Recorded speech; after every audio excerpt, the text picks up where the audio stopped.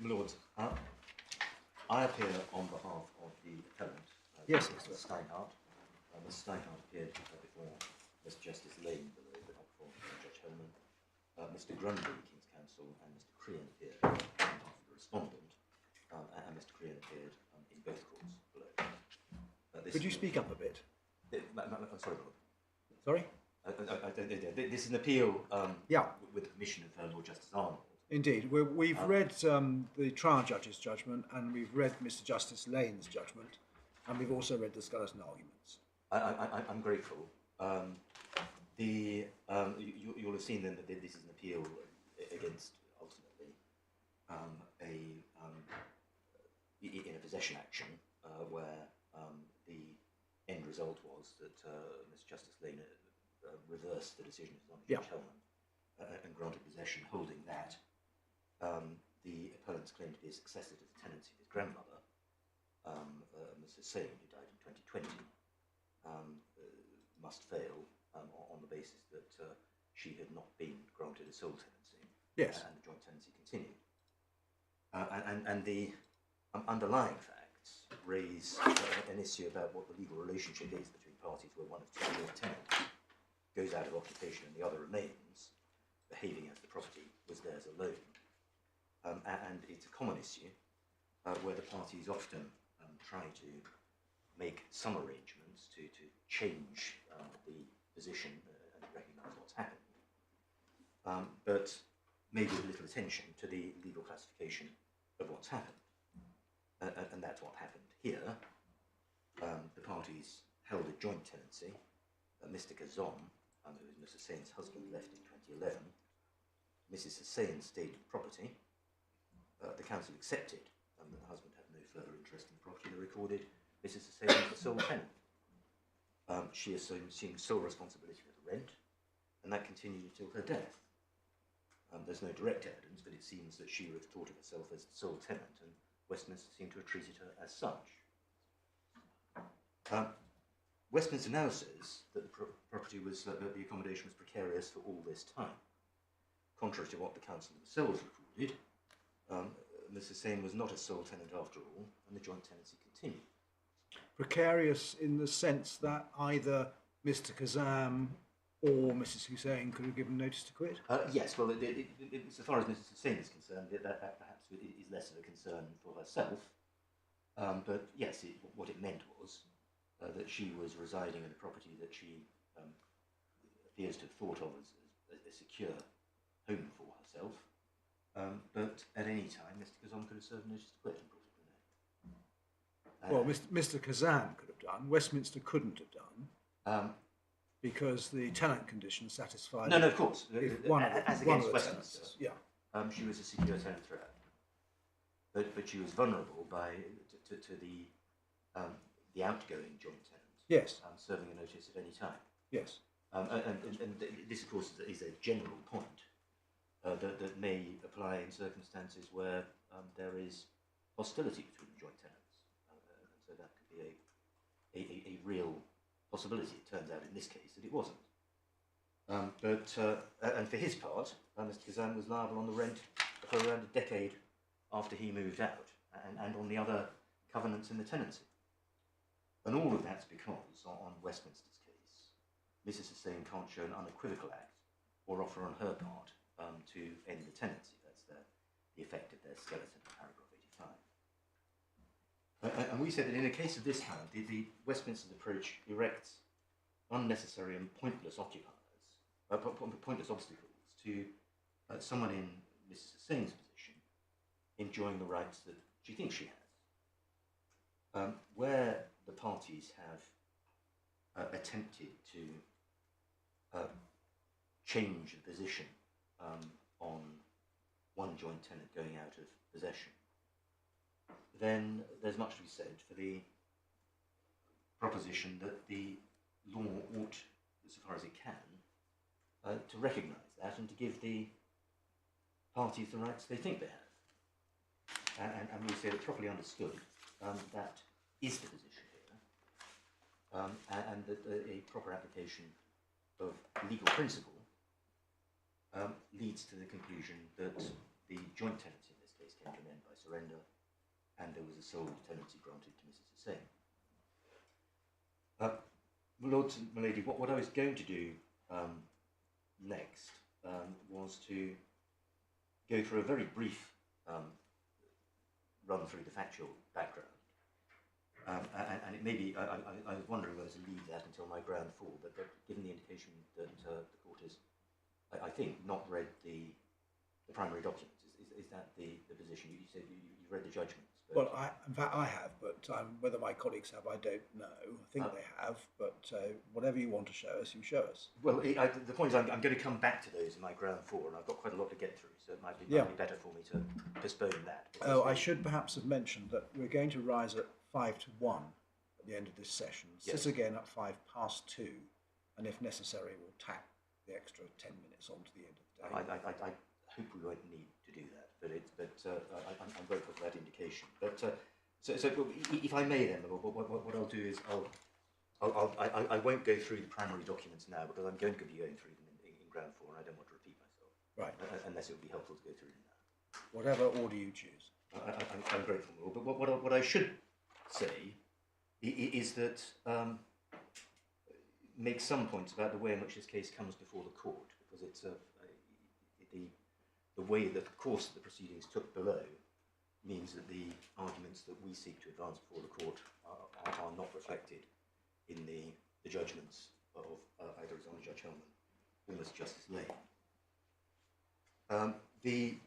When Westminster started proceedings for possession, Mr. Rahimi defended them on the basis that in 2011 there had been a surrender and regrant to Mrs. Hussain as a sole tenant, and that he'd succeeded on Mrs. Hussain's death.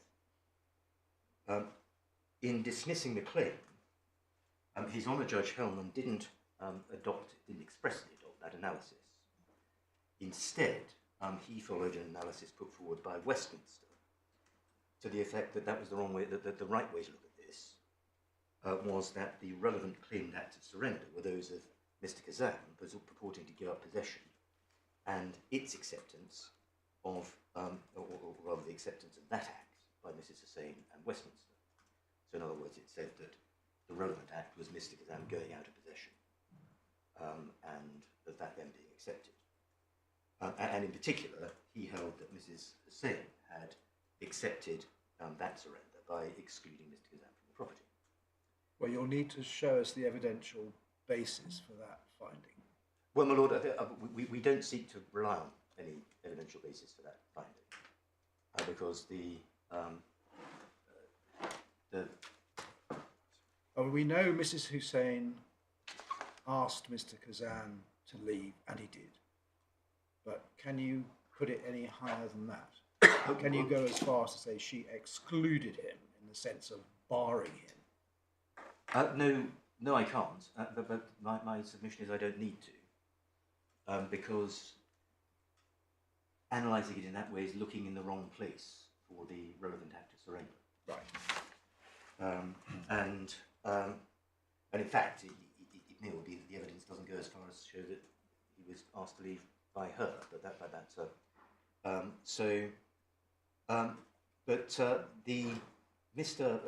His Honour Judge Hellman didn't directly address how Mrs. Hussain came to be the sole tenant, but it's implicit that he found that she had become a sole tenant, because if she hadn't, then there was nothing for Mr. Rahimi to succeed to, and he upheld Mr. Rahimi's claim that he'd succeeded. Westminster appealed, and Mr. Justice Lane followed the same analytical scheme put forward by Westminster. And so far as relevant to this appeal, he held that where one joint tenant leaves the other in occupation, a surrender requires the unequivocal conduct of the joint tenant who remains in the property. Secondly, there was no unequivocal concurrence in any surrender by Mr. Kazan. Thirdly, that any such concurrence would have to be shown to a high evidential standard. And fourthly, that His Honour Judge Hellman had not made a finding that a new tenancy had arisen, and there was no evidence to support the suggestion that one had arisen. And it's really that last point that is the focus of the appellant's submissions in this case. Well, it was conceded before Mr. Justice Lane that there was no finding of grant. Well, it was conceded there was no express finding, but it was said that Mr. Justice Lane uses the term assumed, but the effect of it was that there was an implied finding, because the end result couldn't be justified in any other way. The end result meaning Mr. Rahimi succeeding. Well, yes, the claim was The dismissal of the claim. Well, the claim was dismissed. It went a little further than that. If I can take you to the order, it's at page 132 of the core bundle.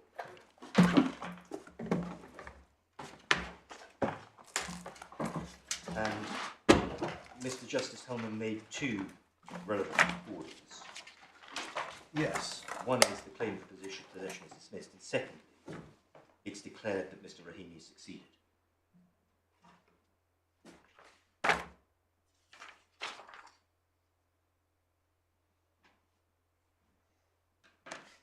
Yeah. And both of those could not have been made if there had not been granted sole tenancy to Mrs. Hussain. So on this appeal, the focus is on the new tenancy case, and is to the effect that the evidence did support what must be taken to be that implied finding. That was the grant of a fresh tenancy. It's fair to say that there wasn't a respondent's notice taking that point in the court below. But the points were raised on appeal in the High Court, and although Mr. Justice Lane dismissed that point very summarily, he didn't do so because there was no respondent's notice.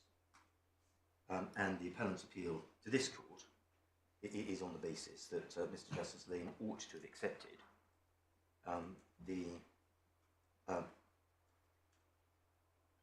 distinction drawn by the appellant between two different ways of looking at surrender by operation of law, and that is predicated on there at least being a viable issue about whether or not there was a fresh grant of tenancy. The respondent doesn't say that this court shouldn't entertain the case because of the way that the course it took below. That they do say that because of that, certain of our points missed their mark, but that's a rather different point. And of course, it raises issues of principle, as Lord Justice Arnold recognised when granting permission. So for those reasons, we say that it is proper and open to the appellant to take the points that she does, but he does. But we do so, of course, recognising that the effect is that for significant parts of the argument, this court, that there aren't points in the judgments below that address the points. Yeah.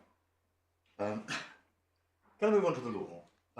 Yes. There's firstly, I need to make a short point about the Housing Act. There's no dispute about this, but just to set the context, the appellant's claim is based on the provisions of the 1985 Act as they stood before the 31st of March 2012, and before they were amended by the Localism Act 2011. At that time, persons entitled to succeed as secure tenants included members of the tenant's family who'd lived with them for 12 months, as well as spouses or civil partners. That doesn't apply to tenancies granted after the 31st of March unless there's some specific provision in the tenancy agreement. And secondly, it's a point where reference is made in the skeleton arguments, but you don't have the section in the bundle, is that secure tenancies can't be assigned except in certain cases. That's section 91 of the Housing Act. Yeah. I wanted to ask you about that because I see you've given us section 91.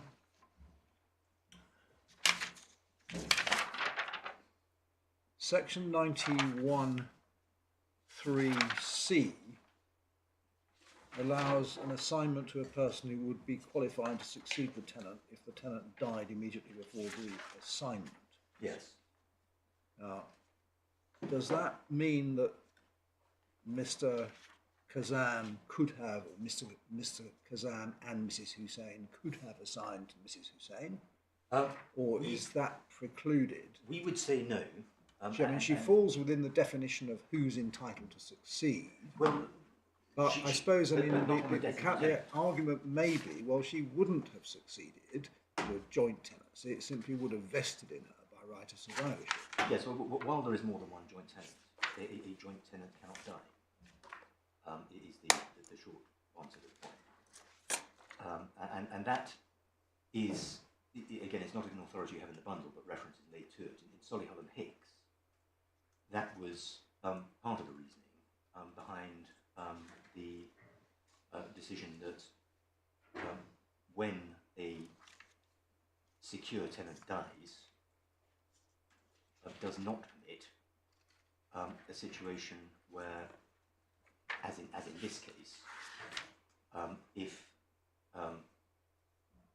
the Mrs. Hussain had died while she was still a joint tenant, and the appellant was living there then the appellant wouldn't succeed because the joint tenant hadn't died, or a secure tenant hadn't died. And that's what happened in Solihull and Hicks. And part of the reasoning on that was that when a secure tenant dies for the purpose of succession, only applies when the last of them dies, rather than when one of several joint tenants dies. No, that I follow, but... And the same must apply to 91.3, that the question has to be if the tenant died, but the tenant at that time is a joint tenant. Is both of them. Yes.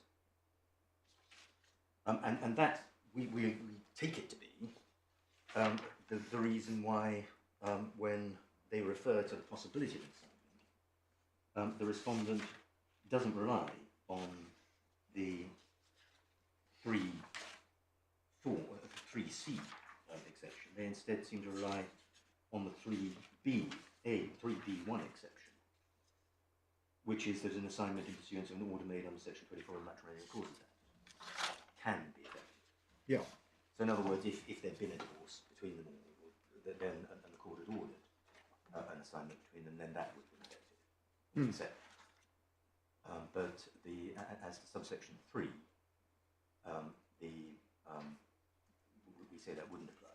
It's a point that isn't completely without authority. There is a case that addressed the point, but which didn't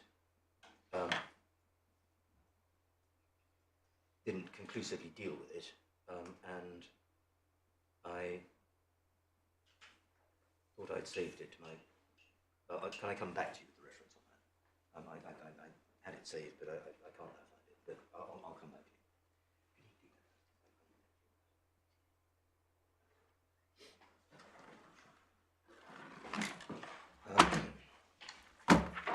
So, Lord, that's all I want to say about the Housing Act. So far as surrender is concerned, what I want to deal with is really the main points that we understand to be an issue between the parties, and to explain why, first of all, we say there's a meaningful distinction between what we can perhaps describe as going out of possession cases and new tenancy cases. And secondly, why why the respondent is wrong on what they say is the correct analysis, and that surrender by operation of law requires the identification of an offer, or a representation of an offer, which seems to be the way they put it. We will deal separately under the grounds with issues about joint tenants, and also what we propose to want to address here is that in a regrant case, at least, there's no need for the separate unequivocal action to be shown apart from the regrant. So to start with, my lord, both parties have relied on the, as they did below, on the passage from Mr. Justice Morgan in Sable and QFS. It's cited in our skeleton, but perhaps if we can go to the authorities tab for it. It's tab 18 of the authorities bundle.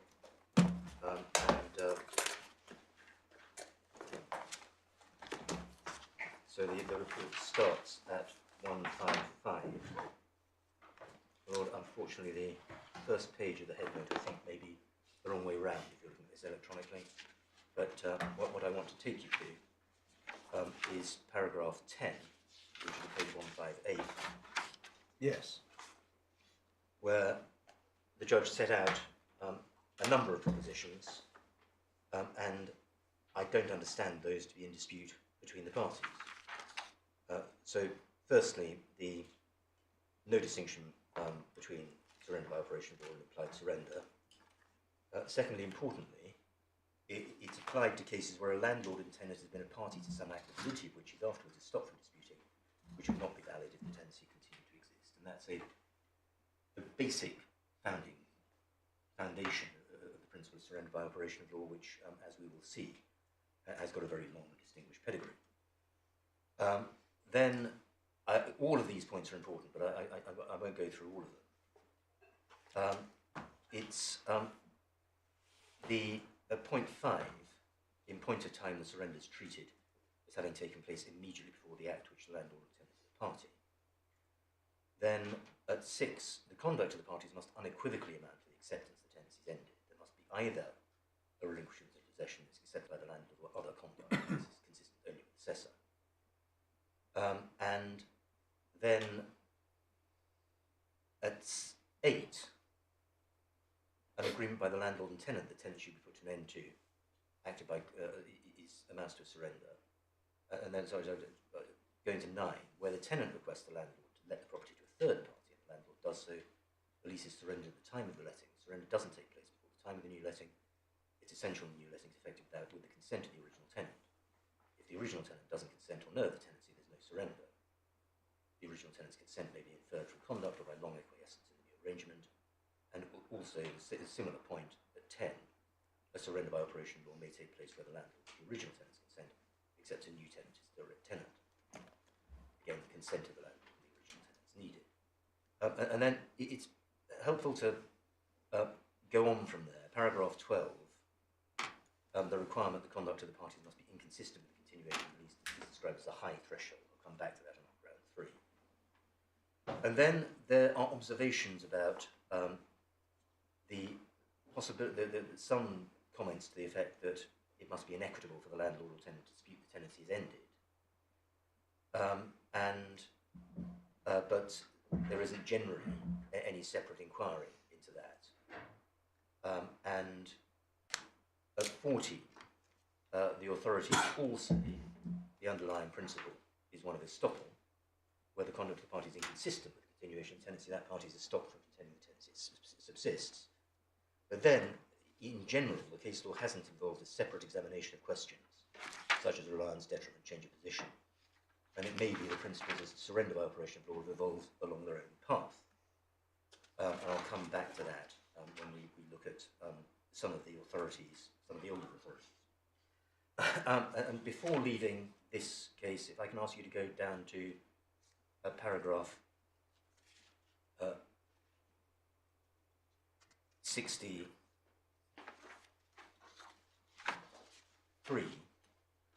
which is an explanation for why it is that the new letting operates as a surrender of law, and then picking up at the third sentence, in such a case, where the original tenant requests the new letting take place or otherwise unequivocally assents to it, there's an implied surrender immediately before the new letting. The implication of surrender is made because it's a plain inconsistency between the existence of the two incompatible tenancies, namely the original tenancy and the new letting. The coming into existence of a new letting with the assent of the original tenant means that one must imply the original tenancy is ended, and that happens immediately before the new letting takes effect. And so in the present cases, the key requirement relevant to this case is that each party, landlord and tenant, must participate in an unequivocal act inconsistent with the continued existence of the tenancy claimed to be surrendered. As His Honour Judge Hellman said, in a passage against which there was no appeal, the cases don't establish a checklist in this regard. That's paragraph 50, page 128 of Court Bundle. And if one goes to the passages in Woodfall, one can see that there's a range of acts that may be relied on. And if I can ask you to go to page 238 of the Authorities Bundle.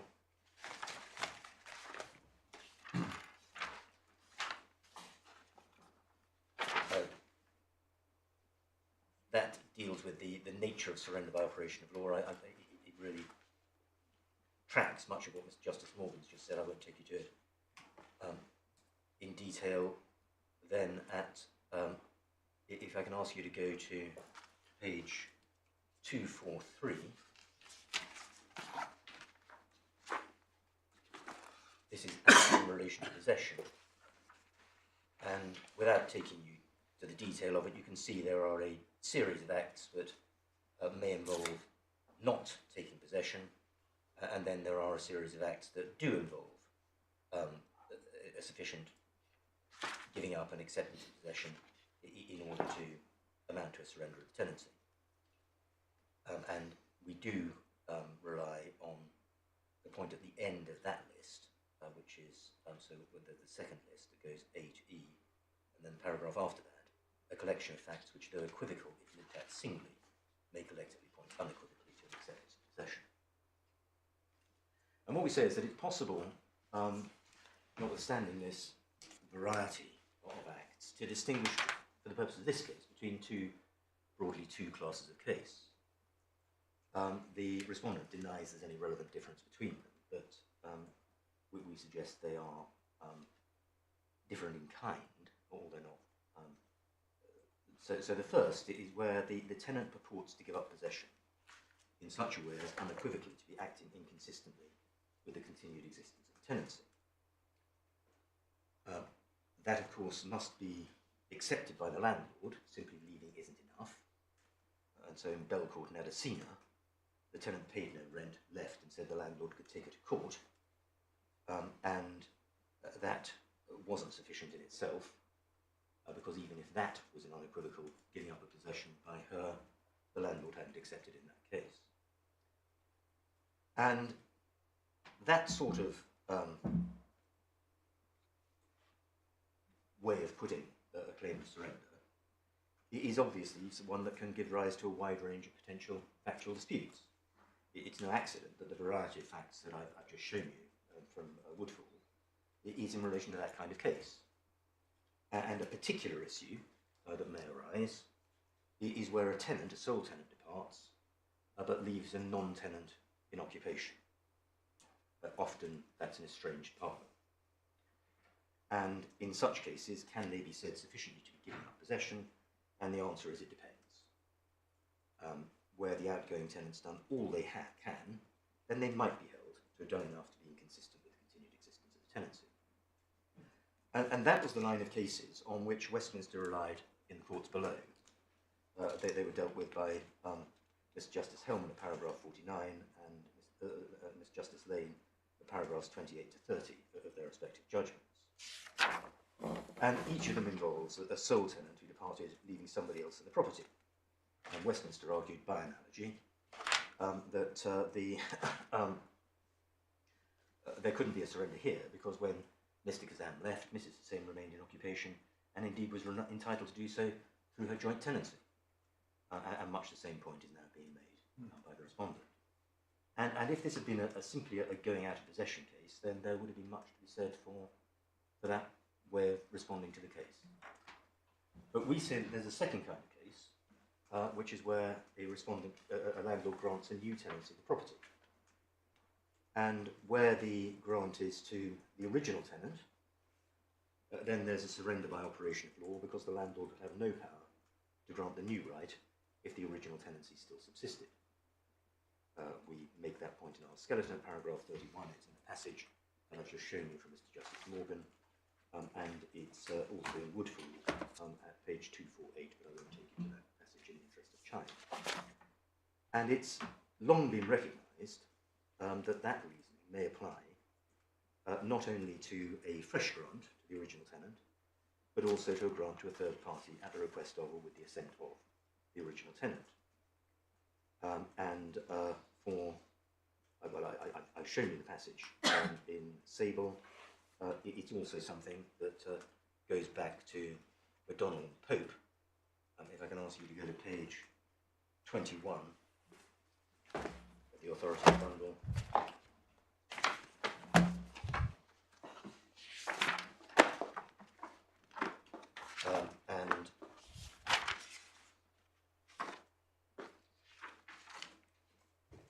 that was a case where there wasn't, in fact, a finding of a new letting because the rent wasn't offered in that sense. It was only offered as executor of the old tenant. But if it's the passage in the judgment of the Vice-Chancellor, which is at page 706 of the internal pagination from the English report. And then it's the paragraph beginning upon the second point. Yes. And then the principle is set out, and that it says that Thomas and Cook proceeded on the assent of all the parties. That may not be a complete explanation of it. I'll come to that in a moment. And it says, I take it to rest simply upon this ground. A new letting to an old tenant commencing immediately operates to surrender the original term because the lessor would have no power to create a new term if the original term subsided, and for the like reason, a new letting to a third party with the consent, with the assent of the original tenant shall have the same operation. So that's the theoretical foundation that the grant of the tenancy is the inconsistent act. Yeah. Well, Lyon and Reed says that as well. No, indeed. And I'm about to come to that, because where the letting's to a third party, then the authorities are clear that there must also be a change in possession at or about the time of the new tenancy. And that's the explanation why we say Lyon and Reed isn't an obstacle here. And I hope you have Lyon and Reed in a supplemental bundle of authorities. And I'll take you to them. Yeah, I'm not sure that we've had them electronically, but I'm not sure that I've got hard copies. We anticipate, well, apparently they were lodged yesterday. Anyway, I'm going to pass some up. That would be useful. Yeah, I'm in the fortunate position of having a clip. I don't know that. No, well, I'll pass my on lady the doesn't. other. I don't, unless they're on the bench here. No, I don't think so. Yeah.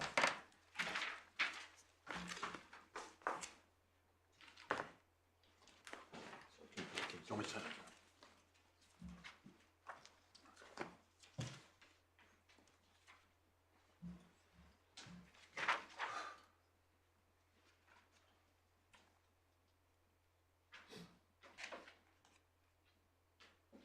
But you should have Lyon and Reed, Wallace and Hands and Quigley. Yes. And Lyon and Reed itself, the detailed fact pretty much defy summary. But the material point is that a lease was granted to O and P, who then sublet. And the claim was for the rent due under the underlease. And the question was whether, when a new lease was granted, a new reversionary lease was granted, with the assent of O and P, that was an effective surrender. Because only if it was, would the new lease have taken effect, and would the new lessees have been entitled to claim against the underlessee. And the assent in that case, and perhaps this doesn't matter, was inferred from the fact that the earlier lease was in the hands of the landlord, or the ultimate landlord. My Lord, the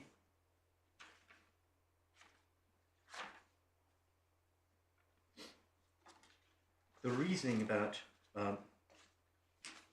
surrender by operation of law is in the starts really at page 127 of the English reports. It's about halfway down that page, the paragraph immediately under 305 of the internal constitution. And one sees that the claim was founded on there being sufficient to come to the conclusion that the new lease granted to Osborne and Burt was made with the consent of all the planter.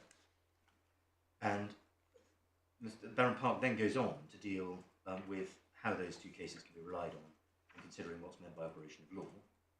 And in the next paragraph, the terms applied to cases where the owner of a particular estate has been a party to some act of validity which is thereafter is stopped from disputing and which would not be valid if his particular estate had continued to exist. There the law treats the doing of such acts as amounting to a surrender. And then he gives the example of a new lease and says that the lessee is stopped from saying that his lessor was not in the power to make the new lease, as the lessor couldn't do this until the prior lease had been surrendered. And so that really is tracked in all the authorities from then on, and in Woodfall. And one sees the same point in the following paragraph, that the principle is an act done by or to the owner of a particular estate, the validity of which is stopped from disputing. The law there says the act itself amounts to a surrender. And there's no question of intention, it's not the result of intention, and takes place independently, even in spite of intention. Again, that's a point which is repeatedly emphasised.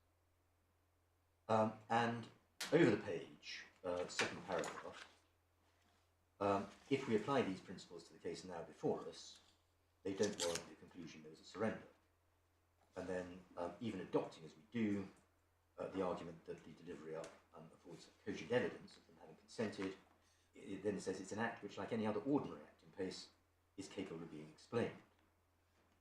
And they then go on to, so they express the provisional conclusion there wasn't a surrender there, but then they have to deal with Thomas and Cook, and the case that preceded it, Stone and Whitting. That's in the following paragraph.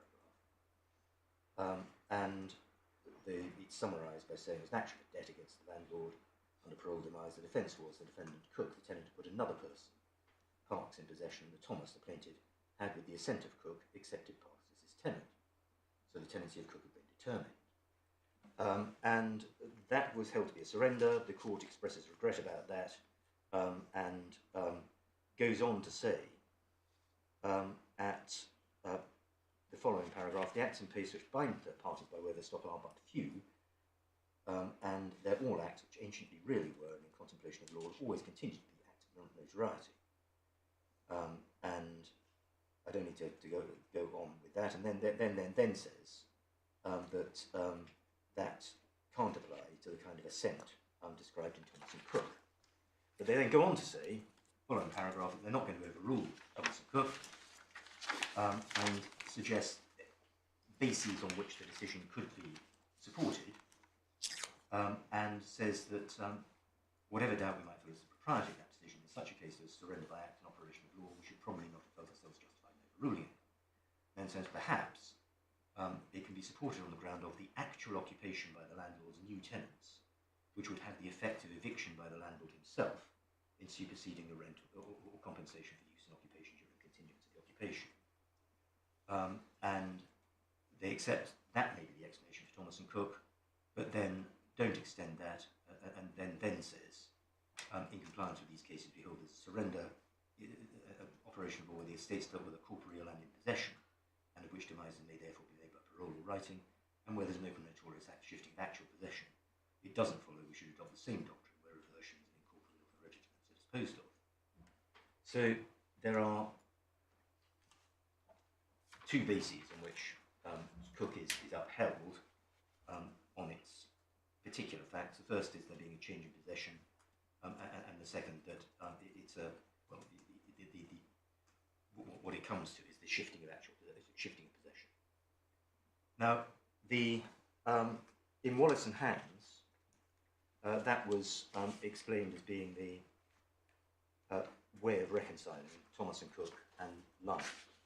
That was a case involving a series of leases of mining properties where there hadn't been a change in possession, and the position is explained by Miss Justice Chitty at page 23, that in Thomas and Cook there was in fact a change in possession.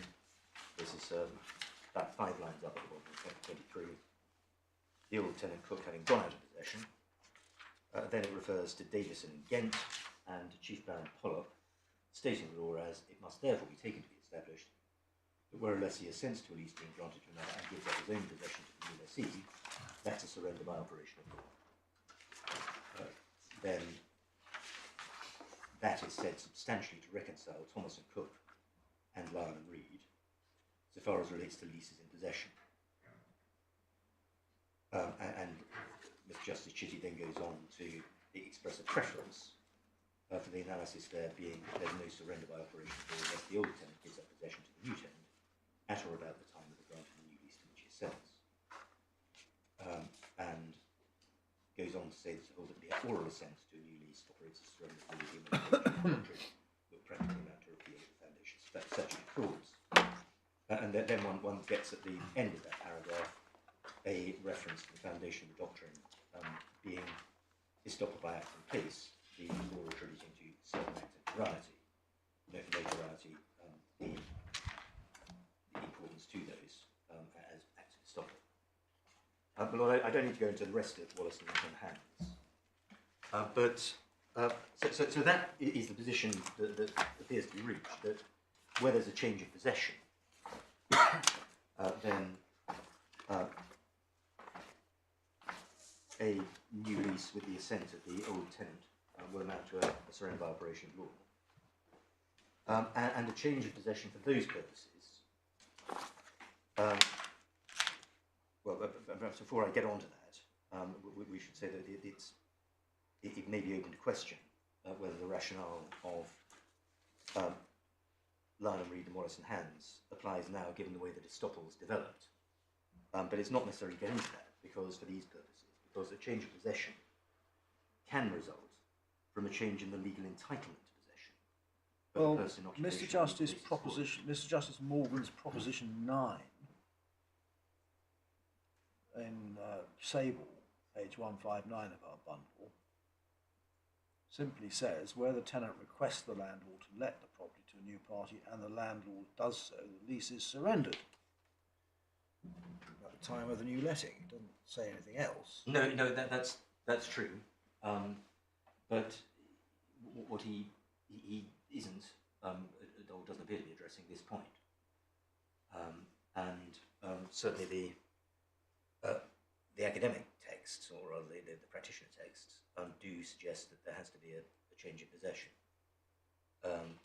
That's in Woodfall of 17031, where page 254, no surrender takes place if the existing tenant remains in possession.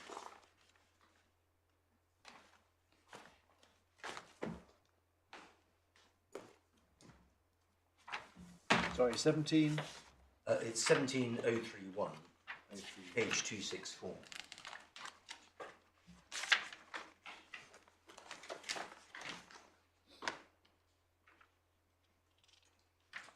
Yes.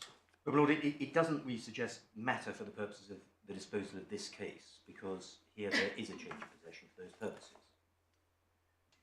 And we say that because the authorities show that a change of possession can result from a change in the legal entitlement to possession of the person in occupation or the legal basis for it. And specifically, in the case of joint tenants, it can apply in a case where a sole tenant, where the initial tenant's a sole tenant, then they agree to a grant of tenancy to a joint tenant, but the sole tenant remains in physical possession. But since the joint tenant is in law a different person, there has been a change of possession. That was Haringey and Ahmed, which is tab 19, page 183. My Lord may recall that case, which involved an argument that the husband had authority to grant joint tenancies on behalf of him and his wife. That was rejected, and the facts in that case were, if you go to page 183 of the authorities bundle, the facts in that case were that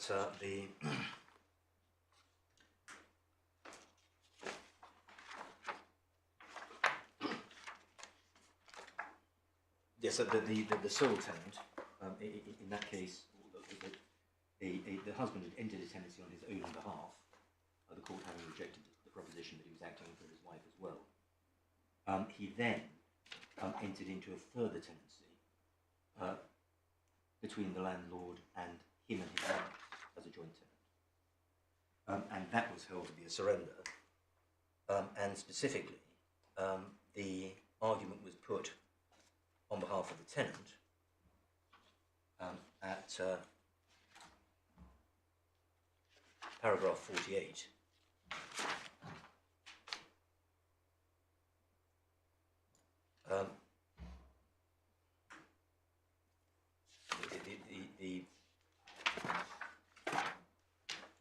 There hadn't been a change of possession because Mr. Ahmed remained in occupation.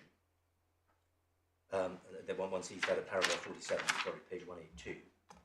I appeared there for the tenant and said that given there was no relinquishment of possession, there was no conduct only consistent with the ceasure of tenancy under the first agreement. But that was disposed of at paragraph 48 by saying in the present case, if there was no agency, then the first agreement would have been an agreement with Mr. Ahmed as sole tenant. Although he didn't enter into possession of the property, he had the right to do so. At his request, that tenancy was replaced by letting the property to Mr. Ahmed and Mrs. Ahmed as joint tenants under the second agreement. He thereby relinquished his right to sole possession. The second agreement was a valid agreement, being in writing and duly executed. It also stated on its face amend tenancy. In these circumstances, I accept the council's case that Mr. Ahmed's act in signing the second agreement was not a equivocal act. So the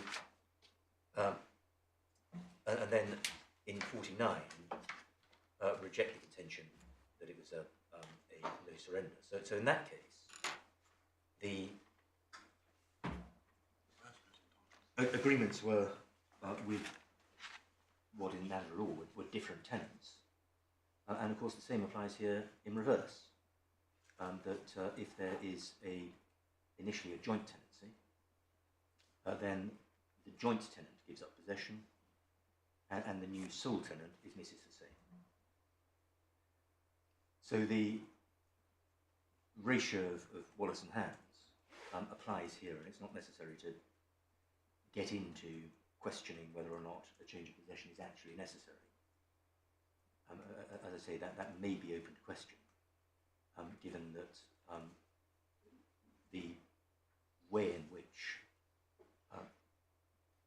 estoppel is treated as being the foundation for surrender by operation of law appears to be little examined in the current case law, and it seems clear that it originated with something akin to active notoriety. One sees that in Lynham, Reed and Wallace and Hands. But now we find references to, for example, estoppel by convention in the Gibbs case. So it doesn't follow that because estoppel's developed, that surrender has to develop along with it. And surrender by operation of law may still be tied to the old doctrine of estoppel in place, but it's not necessary to get into that. So what we've got in Haringey is a tenancy signed by Mr. Ahmed for the house. Although it was expressed to be a joint tenancy, in fact, only he signed it. That's right. And the court and the main argument was whether there was authority from the wife to sign it, and the court said no. Yes. So then Mr. Ahmed, as sole tenant, signs a second tenancy agreement. That was a joint tenancy with his mother, and they both signed that agreement. That's right. So there were two written agreements in the Haringey case. Yes, but the first ends up being surrendered. Yes, indeed. By entering. Yes, indeed. Yes. And so Mr. Ahmed was the only person who could have surrendered the first tenancy. No, that's true. And he did so by accepting the second tenancy with his mother. That's right. And in answer to the question, in answer to the point, well, there hasn't been a change of possession because Mr. Ahmed's still there. The answer is, well, there has been, because they're different tenants. And Mr. Ahmed's given up his right to possession and taken in return a right as a joint tenant. Yeah. The point goes a little further as well, in that in Metcalfe and Boyce, which is tab 7, at page 25 of the authorities manual, there the defendant was a tenant of the police authority, but they then granted a tenancy instead to the chief constable. meaning that the defendant became a service occupier rather than a tenant. Terribly sorry, I missed that reference. Yes, it's tab 7, page 25 of the authority. Thank you.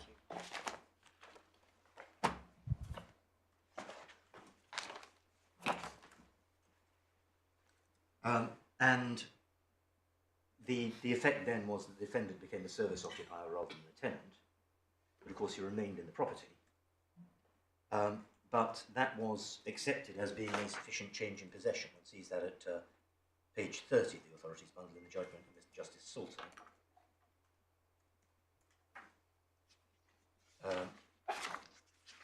And it's accepted there that the grant of the new tenancy with the assent of the defendant operated as surrender if the defendant gave up possession to the plaintiff.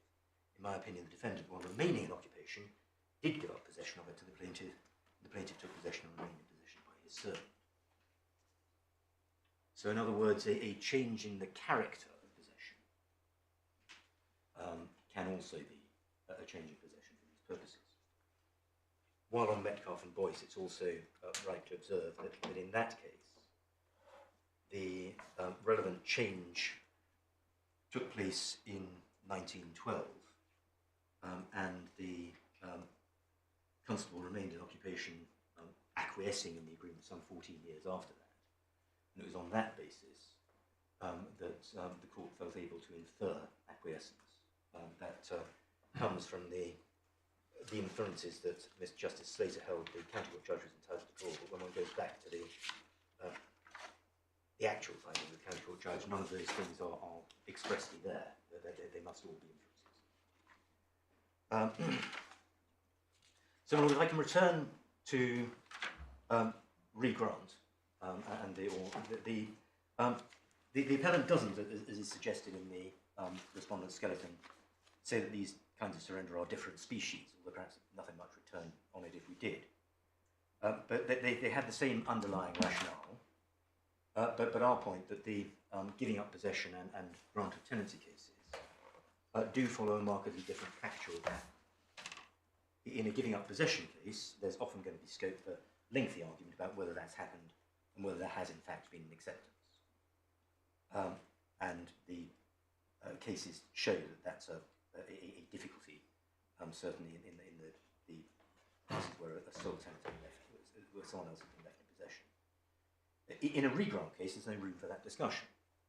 Once a new tenancy is established, then that is necessarily inconsistent with the old lease. And it's clear that that's the rationale of those cases in the passage that I've shown you. And it's for that reason that we say in our skeleton, paragraph 5a, that in such a case the grant of the new tenancy is itself the unequivocal inconsistent act.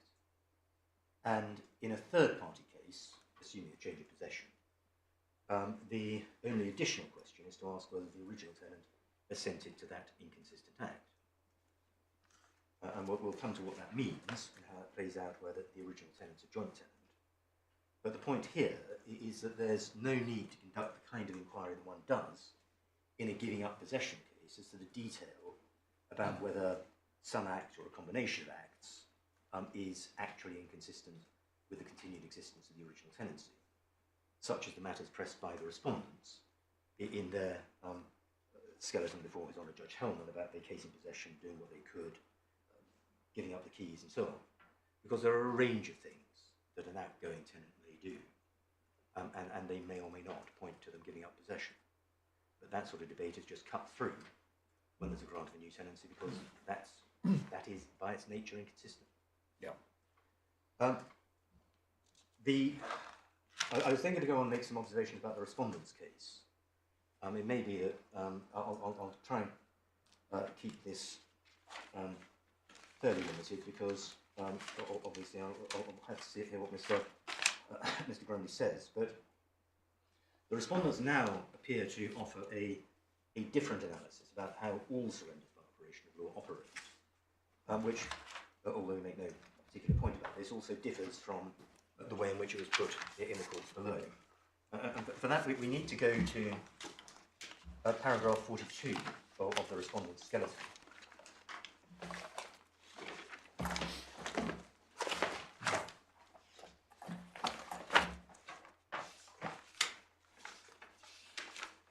Where they say our assertion that there's a special species of surrender by the grant of new tenancy is wrong. Well, that's not what we say, but perhaps nothing turns on it.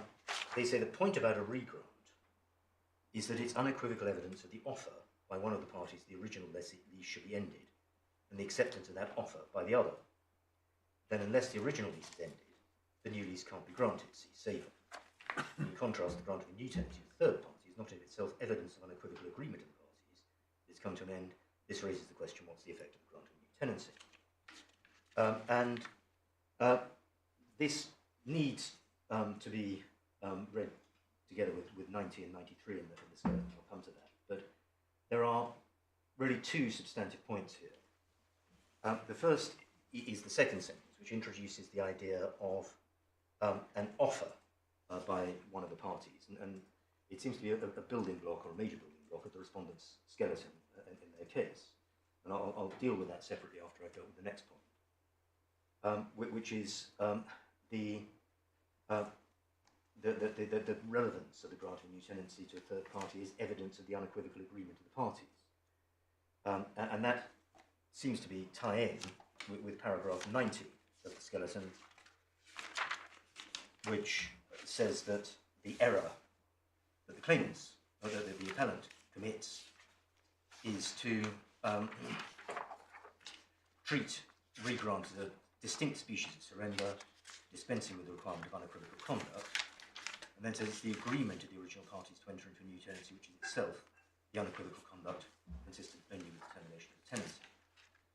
And then at paragraphs 45 onwards, the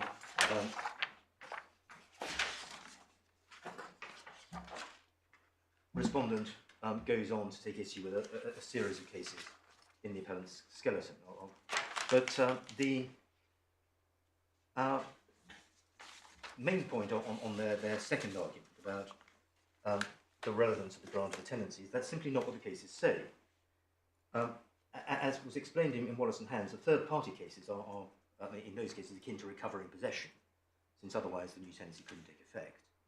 That has to be with the assent of the original tenant, but that doesn't mean that the surrender is in some way because of the agreement, and that's expressly not what the cases say, because they say agreement would depend on intention, and the surrender by operation of law doesn't depend on intention, it depends on an estoppel, and may be independent of and even in spite of intention. And to say that it turns on agreement would fall into exactly the problem that was identified in Wallace and Hands, that you would then be undermining the statute, because the whole point about the formalities in Section 52 of the Law Property Act are that an agreement to surrender doesn't have any effect in itself unless it's in writing, and doesn't take effect in law unless it's by deed. So one can't attach the significance that Mr. Grundy does to agreement. But there is also a question about really where does this get them? Because paragraphs 45 to 50, they refer to a series of cases from our skeleton. I won't go through them because not least the time would be excessive. But the point seems to be that in each of them, they turned on whether the grant to a third person had the assent of the former tenant. And so if all this point ends up saying is no more than there has to be agreement to the regrant or agreement, then we agree. The point we do take from the cases we refer to, and I won't take you to them, because it's really for a negative proposition, which is that they don't say the assent must be unequivocal. And it's clear that assent can be inferred where there's no direct evidence of it. It's a jury question, as happened in Thomas and Cook. But Chief Justice Abbott left it to the jury, and indeed Mr. Justice Bailey would have been inclined to infer assent because it was to the tenant's advantage. Except that probably goes too far, and it didn't find favour in Lyon and Reed. But what it illustrates is the lack of any need for formality in identifying assent in the new grant cases. And I've already shown you that in Metcalfe it was inferred. So the suggestion that there's some fundamental difference because, or some fundamental error in our approach, because one has to look to agreement, and that has to be some separate, unequivocal act, is misplaced. And then to come to the estoppel and offer analysis, the thrust of the respondent's argument appears to be, and one sees it from paragraph 93, very last paragraph in the skeleton, that the further error they identify is that it's not necessary to analyse the sequence of events. This is the mistake, to think that it is not necessary to analyse the sequence of events said to amount to a surrender. As surrender is based on the principle of estoppel, it's necessary to identify a representation that amounts to an offer before there can be any acceptance of that offer. And what we say on that is, well, it may sometimes be the case that a claimed act of surrender can be sensibly described as an offer to end the tenancy early, and that might be apt in a giving up possession case. But that's emphatically not the basis of surrender by operation of law. The cases don't require the identification of some kind of prior offer or agreement by one or other of the parties. And that's not described as a necessary ingredient in any of the cases. And there are, I've shown you the passage in Sable, but there are similar statements, and I'll just give you the page numbers in the cases rather than taking you to them. But in Hoggett, page 48, Tarjamani, page 58, Sharma and Vyas, 69, citing Woodfall, Gibbs, 91, and Belcourt at page 123 from Lord Justice Longmore and 126 by Lord Justice Peter Gibson. I will come to that for another purpose. In new grant cases, the authorities uniformly speak about the grant of the tenancy being the inconsistent act that affects the surrender.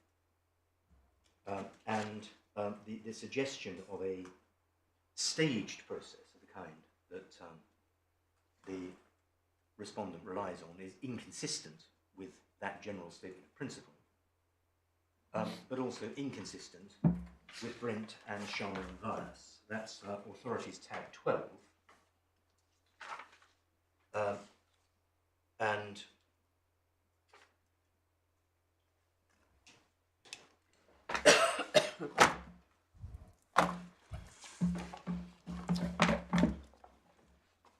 if I can take you to page 69.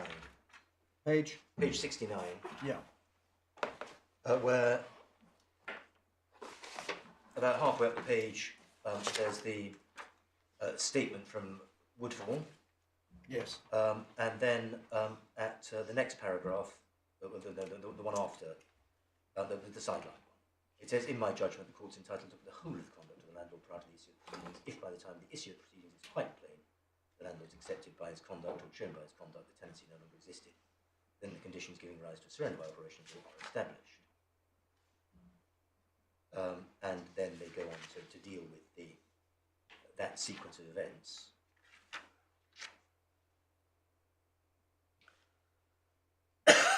And so here we've got a tenancy granted to Mr. Sharma. yes, Miss Vyas joins him. That Sharma moves out and surrenders his tenancy, and a new tenancy is granted to Miss Vyas alone. Is that right? That yeah, seems to be what Lord Justice Stuart Smith says in the first paragraph of his judgment. Mr. Vyas then moves back in, my lord, and she leaves. So it's accepted that the tenancy that was granted solely to Mr. Vyas has been surrendered. There's no dispute about that. It was the tenancy that Miss Sharma had in her sole name.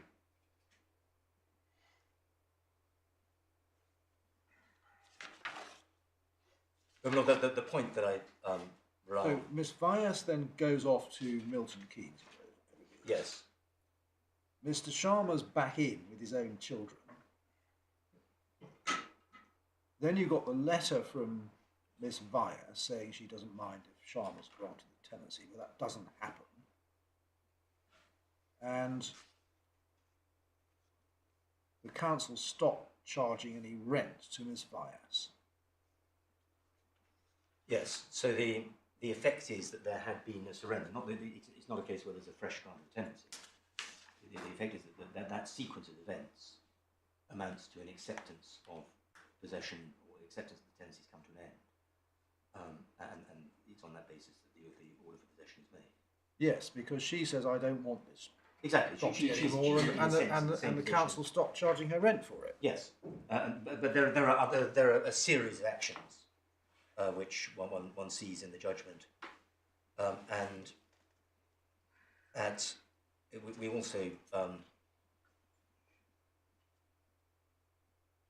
And she also serves notices to quit, but they're not. Well, it was the authority who served the notices to quit, but the Court of Appeal will be. Yeah. And then one was irregular, but the argument that, well, if you're serving a notice to quit, you must admit the tenancy is still on foot, and that was just treated as being one factor among many. Yeah. And at paragraph 70 in the judgment of Lord Justice Scott, it's the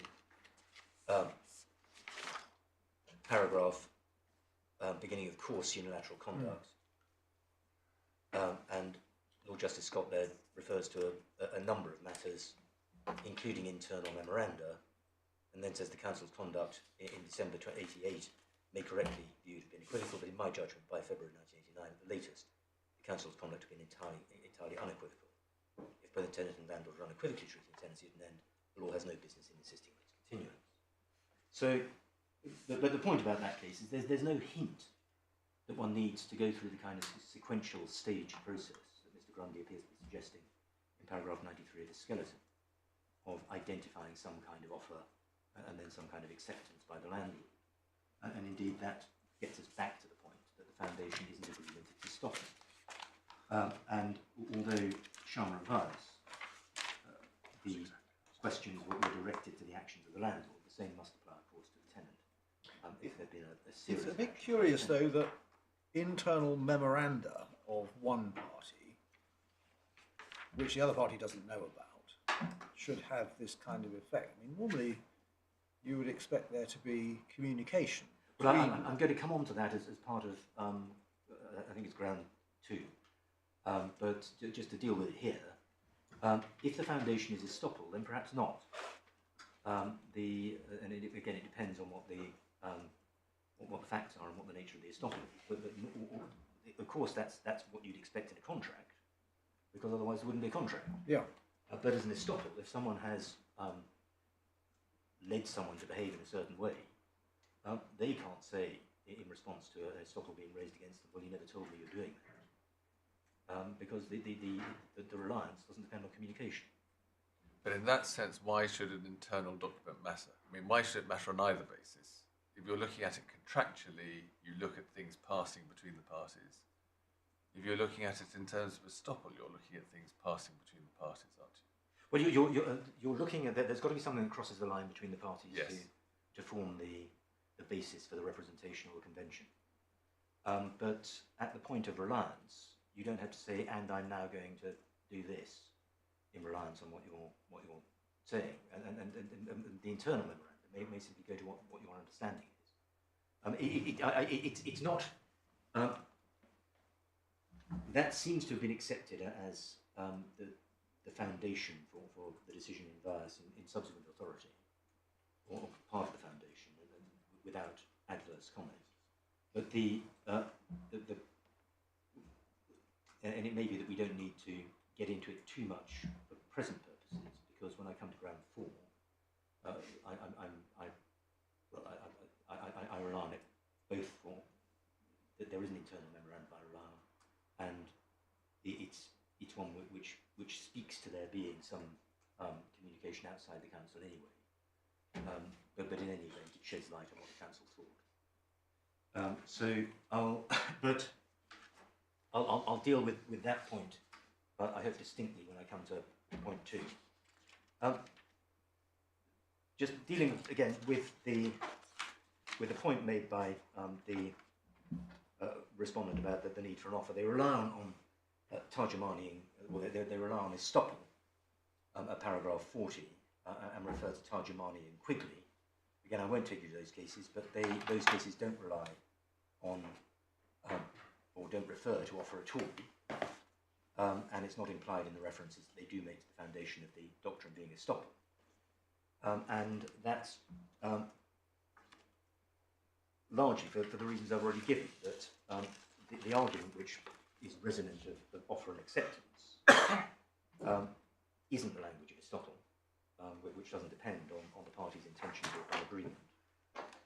And secondly, the respondent refers to a fixed requirement for an unequivocal representation of an offer to end the tenancy, but it's unclear how that fits into any model of estoppel. It's not a representation of fact, it's not a promise, it's not creating a common understanding between the parties or giving the impression that they presently have rights over land. So it's unclear where a representation of an offer fits into the scheme of estoppel. Just taking it briefly out of your course, leave aside surrender for a moment. The grant of a tenancy involves offer and acceptance. Yes, it does. So if you're going to have surrender by the grant of a new tenancy, you do need offer and acceptance for that. Well, you do, but what you don't need to do is identify a particular point at which an offer was made and identify a particular point at which an acceptance was made. You can infer from all the circumstances that that's the relationship between the parties. Yes.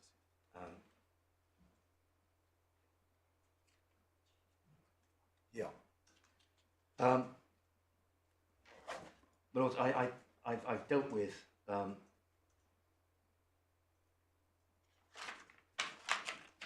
earlier on with the points I made about the foundations of surrender by operation law being estoppel.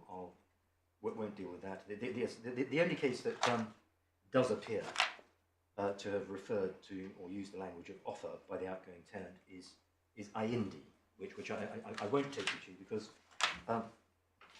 there wasn't any argument about the test to be applied. It seems that the language there just tracked what the county court judge had expressed at first instance, and the approach on appeal was agreed. What Indi does support is the lack of a need for communication of the acceptance of the offer, and it might be useful just to go to the head note for that.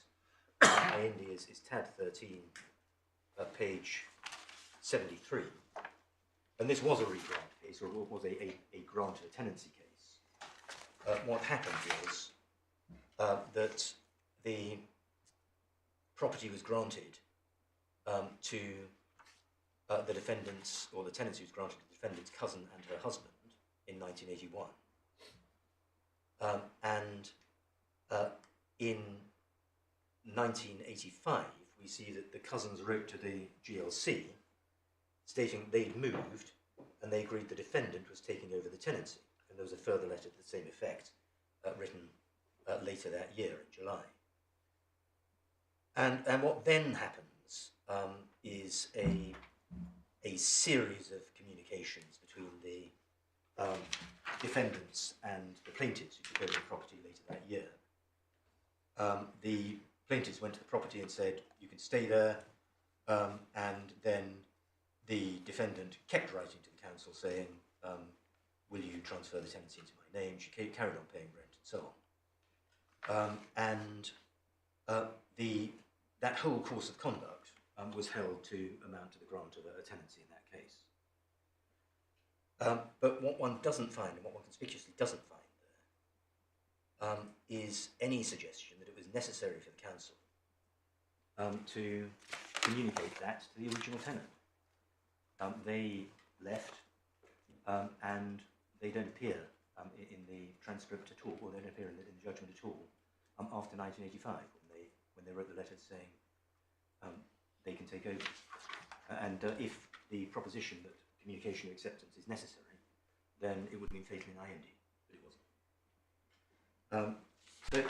So in summary, on the points on the law, We accept, firstly, we accept there must be an act on the part of both parties inconsistent with the lease. Secondly, in a new tenancy case, that's met by the grant of the new lease itself. Thirdly, in such a case, there's no need to look for any other unequivocal conduct. Fourthly, we accept that in a third-party case, the original tenant must assent to the grant, but that can be established by long acquiescence. And lastly, there's no need in any case to identify some prior representation of an offer to surrender the tenancy, if by the tenant, or presumably to accept a surrender, if by the landlord. And applied to the case that the appellant puts forward and that he advanced, what that leads to is this, that his case is that a tenancy was to be inferred between Westminster and Mrs. Hussain with the agreement of Mr. Kazan. Therefore, argument about what she'd separately done to agree to Mr. Kazan's act of surrender was simply irrelevant. And it's not the case that the appellant relies on Mr. Kazan's acts of surrender at all. And so put, the question in the case resolves to two questions of fact. Firstly, can a tenancy be inferred in the ordinary way? But of course, taking account of the fact that there was here an existing tenancy, I accept that's something I've got to get round. That is, in one sense, not an issue about surrender per se, but about the grant of the tenancy. And it follows that the question that has to be asked when we get to question 4, or ground 4, is not, are the actions of the parties unequivocally inconsistent with the continuation of the tenancy, but simply, do they lead to the inference of a new tenancy? Do they? Lead to the inference of a new tenancy, because if the answer to that is yes, then the surrender question answers itself. And the second question of fact that arises is, can assent to that tenancy by the remaining joint tenant, Mr. Kazan, be inferred? Well, that being a very lengthy, I'm afraid, discussion of where we set out our respective cases on the law, on the general law applicable, I hope I can then deal with the grounds a bit more economically. The first ground is that Miss Justice Lane failed to recognise that His Honour Judge Hellman had in fact found a regrant to Mrs. Hussain, see our grounds at Core Bundle 15. And accordingly, he failed to analyse the case as a regrant case, rather than as he did a giving up possession case.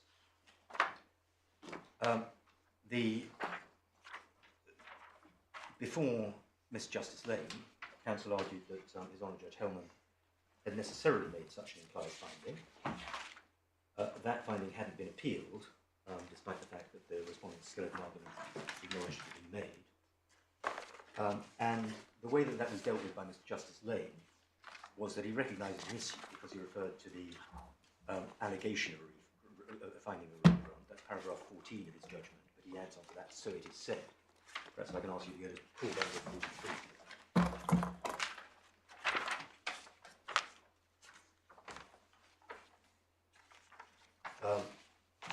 In paragraph 14, the judge says, at the end of the trial, the judge gave an extempore judgment, holding that the joint tenancy had been surrendered by operation of law and re-granted to Mrs. Hussain on a sole basis.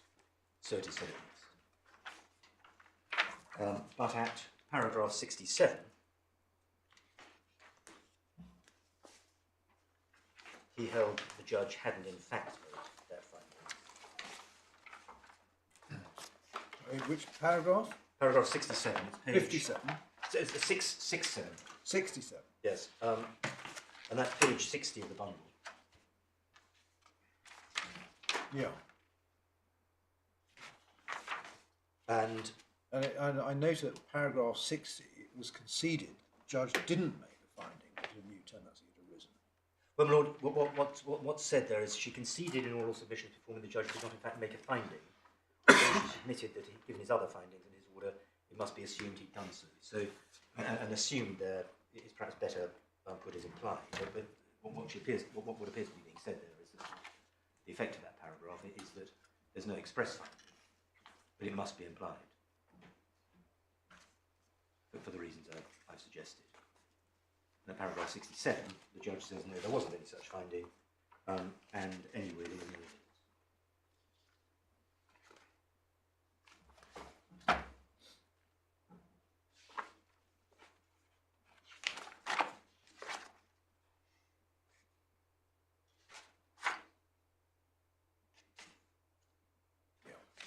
And so the way this point proceeds is that the argument was squarely before the judge that there'd been a finding of a fresh tenancy.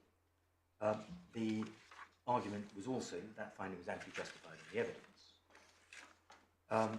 And our primary point on that, which is really our grounds 4 and 5, is that the judge ought to have held that that was the decision that was made and that it was open to him, and so the claim ought to have been the appeal ought to have been dismissed or remitted. But in relation to this point, the point is that the judge ought to have recognised that that was at least a viable argument, and to address the arguments about based on the regrant analysis, rather than, as he did, sidestepping that altogether and proceeding on the basis that the only surrender in issue here was the act of Mr. Kazan, and whether Mrs. Hussain agreed to that. And that wasn't the way in which the case ought to have been analysed. Well, that, in effect, is ground A. That the way the parties now join issue is that the respondent makes no difference, and their points are sound whether there's a regrant case or a giving up possession case. So far as the argument on this appeal goes, it perhaps doesn't go anywhere, but it's in a sense a way of explaining why we are where we are.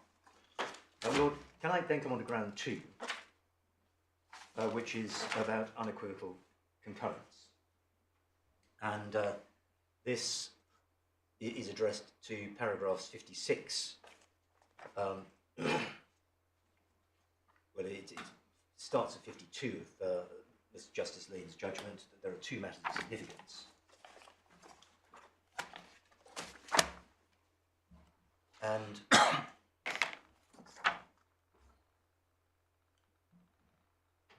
then at the paragraph 56,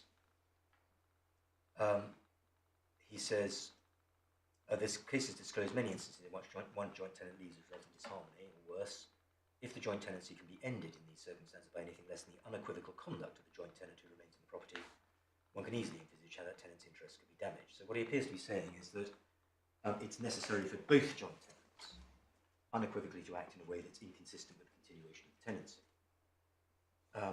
Although we accept that that's in the context of a leaving, going out of possession case rather than a regrant case. He also said, and one gets this from paragraphs 61 and 63, that applies to a joint tenant's agreement to the conduct of the other joint tenant. One sees that at paragraph 61. What all of this reveals, there's simply no evidence of unequivocal concurrence in any surrender by D1. So implying that unequivocal concurrence is necessary. And at paragraph 63,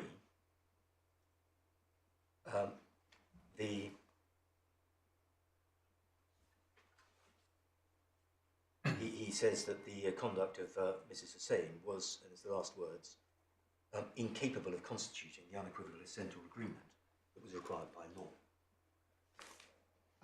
So those are the 2 findings of the judge. The respondent now goes further and says that where the joint tenant doesn't themselves participate in an unequivocal act, they must communicate their unequivocal acceptance.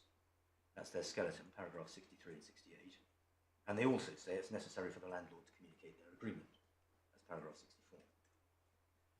64. Now to understand why that's wrong, we suggest that it's helpful to start from the position of sole tenants, and it's necessary here to repeat the point that in a regrant case there's no need or room to look for a separate unequivocal act.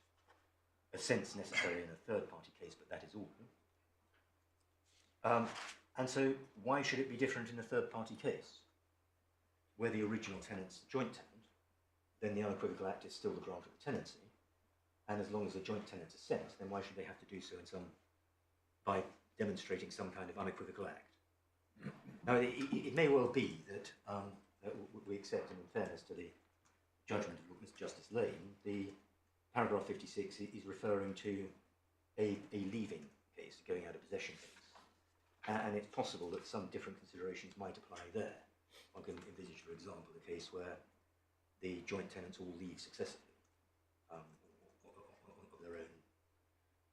their own initiative. in which case one might see that rather different considerations apply there. But in this case, the Act is a different one, and it may be necessary to focus on the Act. And I wasn't probably keeping up. Can I just get your stages? So first stage, sole tenant. Yes. If there's grant of a new tenancy, no additional requirement for unequivocal conduct. Yes. And then your next case was grant to a third party. And I'm afraid I didn't get a Well, name. yes. So in a sole tenant third party case, so you've got a Yes. sole tenant agreeing to grant to a third party. The only issue, so far as relevant here, is that they assent to it. So yes, I see. So we're getting closer to our facts. Where the landlord grants to a third party, Yes. you say there is no requirement for the original tenant unequivocally to assent to that.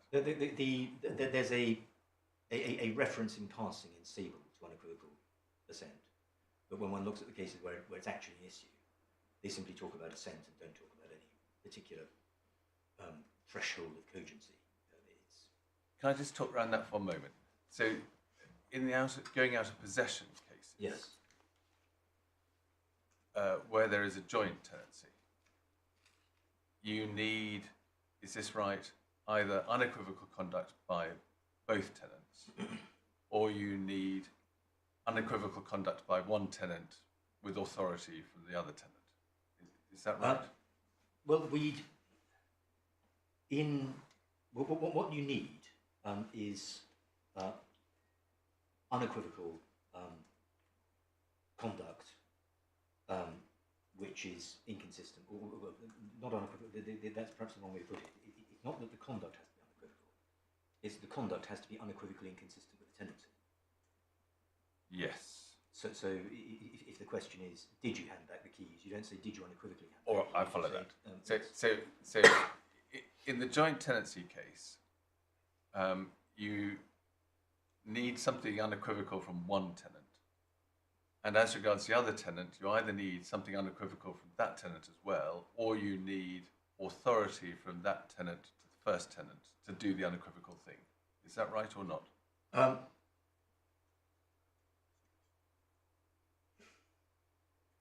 Yes, but I'll need to work through how that applies in a regrant case. But yes. Right, I think your submission, if I've understood it correctly, is that the grant of a tenancy to one of two joint tenants with the consent of the other joint tenant is all that you need to establish. Yes. And you don't need to establish either some other unequivocal act on the part of the joint tenant, Yeah. the other joint tenant, because that's already happened. And the question really is whether they assent to it or give authority for it. And it may well be that there are two ways of analysing this that probably come to the same thing. In that one way of looking at it is to say that the other joint tenant is a tenant like any other who is faced with a situation where their landlord is granting a tenancy to a third party, and the question simply is whether they assent to it or not. In which case it falls within the Thomas and Cook line. The other way of looking at it is to say, well, they are a joint tenant where one joint tenant is acting in such a way which is unequivocal. And so the question is, in what circumstances can the act of that joint tenant bind the other joint tenant? Yeah. And that's the Leek and Morelands point. That's the what, sorry? The Leek and Morelands point, which Yes, I'll that's- come yeah. on to. Because our position is that while we accept that when one looks at it in that second way, where joint tenants surrender a tenancy, then both of them have either to join in the unequivocal act, inconsistent with the continued existence of the tenancy, i.e. here the grant of the tenancy, or assent to it. But there the authorities show that all that's needed there is authority or agreement, or possibly acquiescence. And the authority of that, or the leading authority of that, is Leek and Morelands, which is Authorities Bundle, page 33.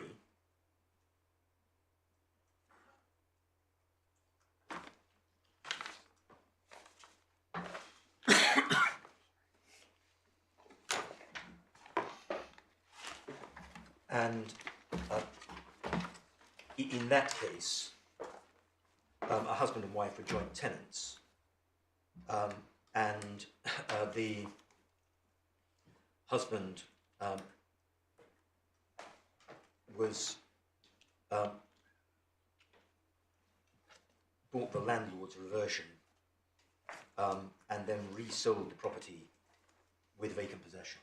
And the point was that the wife was aware of all of this, apart from the bit about vacant possession. And there was an express finding to that effect.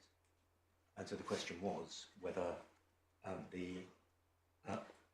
her lack of consent to that essential part of the agreement was something which meant that the surrender wasn't effective. And the answer was it wasn't. And one gets that from relevant passages at page 39 to 40.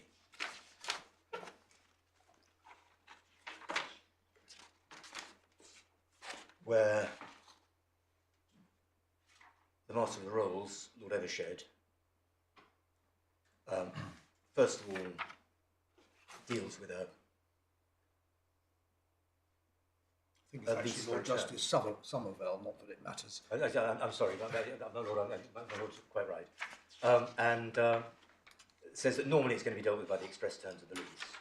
Sorry, where are you? It's the bit that says it may be difficult at the second paragraph. So normally it's going to be solved by the express terms of the lease. Then if it wasn't so solved, we think such a right would only be exercisable if all desire to exercise it. They all have the right to the full term and all must concur if the right is to be abandoned. It's also be noted in that case the court was asked to infer an authority on the part of the husband. In fact, that's a case called Viola that he's dealing with. The court was asked to infer an authority to act on behalf of the wife. It declined to do so. In the present case, there's an express finding of absence of authority. And then there was an issue about whether principles applicable to long leases applied to periodic leases. But again goes on to say that we would have thought it plain that one of two joint tenants cannot, in the absence of express words, which is express words in the lease, or authority, surrender the rights held jointly. If property rights are held jointly, prima facie transfer must be by or under the authority of all interested. So, and to similar effect is McGrady, which is tab 11. I'm grateful, and that's page 65. And the point's dealt with very briefly because the issue there was a notice to quit, not surrender. But it's the passage under the quotations says, in my judgment, this was the Master of Rolls, but Sir John Donaldson, says, in my judgment, it's clear, Lord, that if there's to be a surrender of joint tenancy, that's a surrender before its natural termination. Then all must agree to the surrender. So all must agree. So the formulations are concur, agree, give authority. In Gibbs and Gemmell, which is tab 14, there is a suggestion perhaps there that acquiescence may be enough, although the facts of that case are rather different. It's one where a joint tenant was very much a notional party to the agreement. She then took no part when a sole tenant took over. In that case, at AB 90,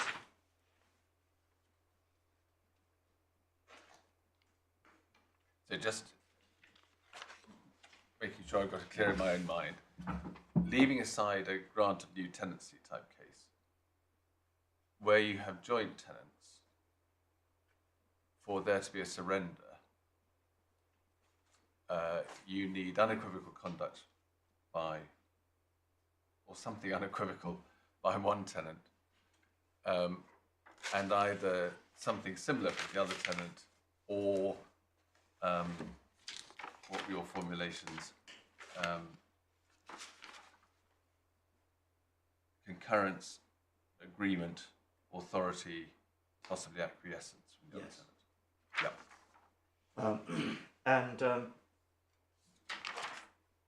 What we should show you, my Lord, is when the authorities refer to those terms, what they're doing Are they saying that there's some kind of agreement is sufficient, or are we really talking about authority in the sense of principal and agent? And what is the basis of one joint tenant acting for another? There's an earlier case, Housen and Buxton, which is 1928. You I hope have a loose copy of that. Yes, that's it. The main issue in that case was whether, for statutory purposes, the definition of a tenant, for the purpose of serving a notice, was the joint tenant or the individuals. And the main decision was that, in that case, that only one tenant could give valid notice. But the point I want to show you is in the judgment of Lord Justice Greer, where he took the view, well, it wasn't necessary to go into that, because on the facts, and this is about halfway down the first paragraph, he says it's clearly established the whole management of the farm was left in the hands of Buxton, who was managing it, and says, I think he had, certainly by implication, the right and the sole right to decide whether such notice should or shouldn't be given. I doubt, although it's not necessary to decide it, whether Walker could at any time withdraw that authority.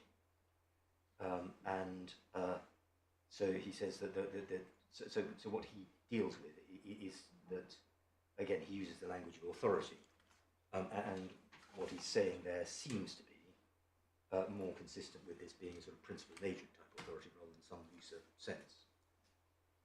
It may, on the facts of any particular case, not make a great deal of difference. But what we say is that when one looks at the language of cases like Leakin Morgan, and the cases that follow it, they are unadorned and don't add some requirement of unequivocality. And indeed, we say that's the right approach, because it's not easy to see what the idea of unequivocality means, or what it adds to assent. Someone either assents or they don't. They either give authority or they don't. It's a similar point to the one we make in our ground 3. I mean, I do see absolutely the logic of that. One might be uneasy about it in some circumstances where you have joint tenants, and you find that one of them hasn't acted unequivocally, but nevertheless the tenancy has been surrendered. But in such a case, there would still...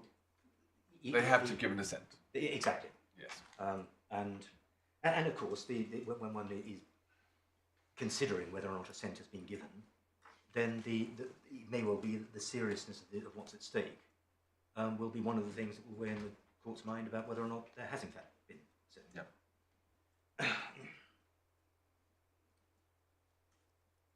And we say that suggested addition of unequivocality isn't necessary to protect joint tenants, as was suggested by the judge. Firstly, there must still be an unequivocal act, and the other joint tenant must assent to it. Secondly, in the case of a regrant, which is what we're talking about here, the remaining joint tenant is protected by the grant of the tenancy to them. And that's the answer to the point made by the respondent, paragraph 88, that someone could be put at risk by agreeing to end a tenancy by someone else's departure. That's not the scenario we're dealing with here. The surrender only happens, and this is where we depart from the agreement analysis being put, the surrender only happens at the point the tenancy is granted to the remaining joint tenant.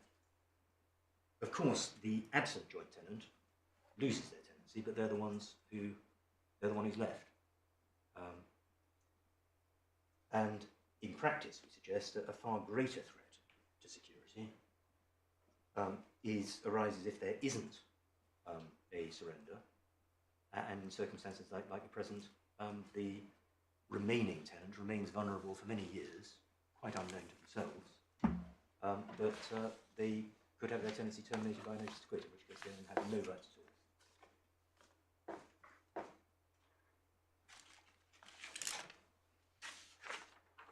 all. That might be thought a little bit sort of odd, in the sense that you were from the start vulnerable to the notice to quit. Well, that's true, except that these are what the law's having to deal with here is a fairly common scenario that happens on a relationship breakdown. And obviously parties live together in disharmony, and so one can never rule out the possibility that one partner living with another will serve notice. But the risk becomes greater if they separate, and particularly if years later, if someone had gone to Mr. Kazan and said, "Do you know you're still liable for the rent?" Then he said, "Well, I don't know. How do I get out of that?" And he said, "Well, you serve a notice."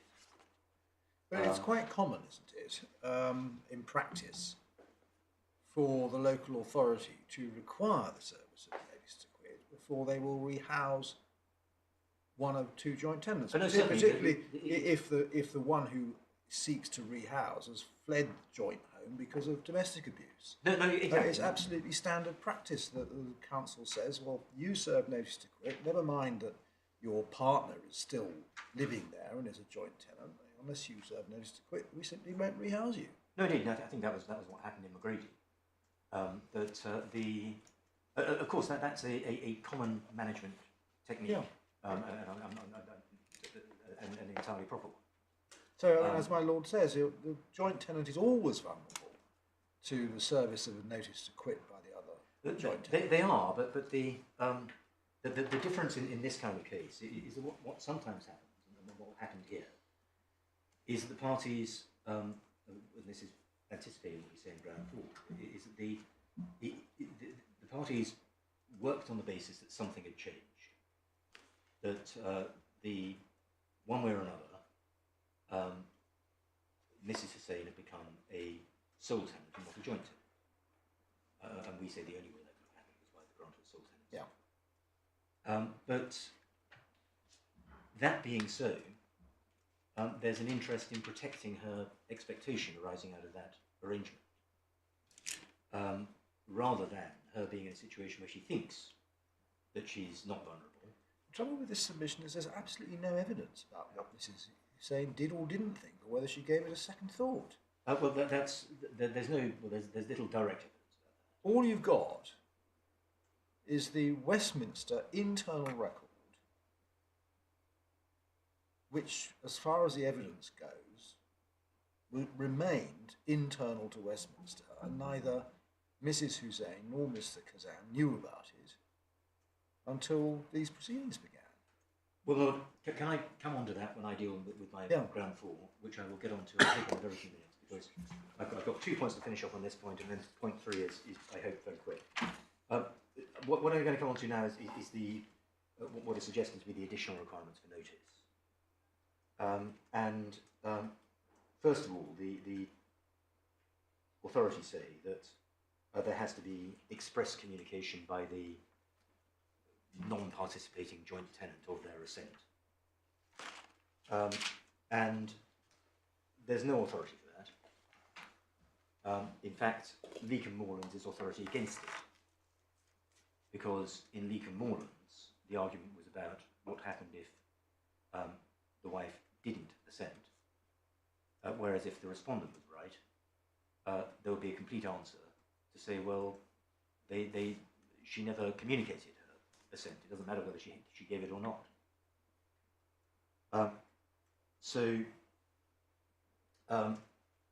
It's knocked out by authority, but also as a matter of principle. Whether this is looked at as an agency type case or whether it's looked at as some other kind of assent case, what in fact matters is whether there was assent or not. It's not necessary for that assent to be communicated in order to be effective. We accept that it may well be prudent for an authority in these kind of circumstances to ask for express evidence of consent, but if they don't go ahead, then it is difficult for them later on to say, oh, well, it's ineffective because after all these years, assent can't be demonstrated. I suppose Metcalfe and Boyce also says that PC Boyce didn't communicate his acceptance of the No, he didn't, to the landlord, as far as one can tell. He didn't, although the authority knew what he was doing, because the payment arrangements were such that they must have known that he was participating in it in that sense. So there was conduct that was known. So I can't rely on that as being completely uncommunicated. But this may be a point where estoppel has more of a bearing, in the sense that if the authority wants to take a point that there's no evidence of assent, the point to make, the point at which to take that point is when you do the act that involves the recognition of the self-tenancy. And what you can't do is years later, when Mrs. Hussain could have corrected the position had she known what the position was, you then say, well, it's too late now. There was no evidence of assent at the time. The second point is about acceptance being communicated by the landlord to the tenant. And again, there's nothing in any of the cases to suggest that's an ingredient. You have my submissions about how that should operate in relation to an estoppel and also IND. And there's a practical matter. Well, how is this meant to work? Because if the respondent is right, then it must apply not only to a regrant case, but it must apply to any kind of unequivocal act, particularly as their analysis is based on offer and acceptance. But what is the landlord meant to do when a tenant simply disappears? I mean, how does it work there? So that's ground 2. Ground 3, and I'm not sure there's a huge difference between the respondents and the appellants on ground 3, it is about the high threshold that the judge appeared to apply in this case. And it's paragraph 62 of his judgment, where he refers to the high evidential threshold. Bear with me for a moment, my lord. Yeah.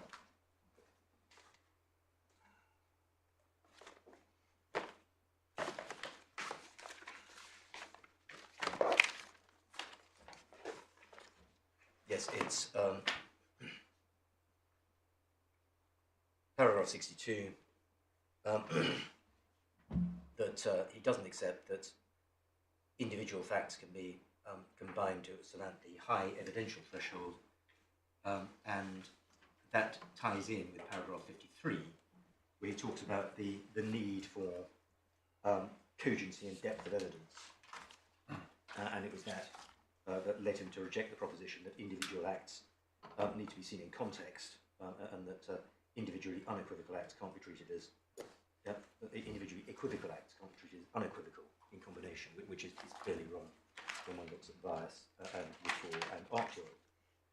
But the our point here is essentially there's a distinction to be drawn between the question whether the facts found are unequivocally inconsistent and the cogency of the evidence needed to establish those facts.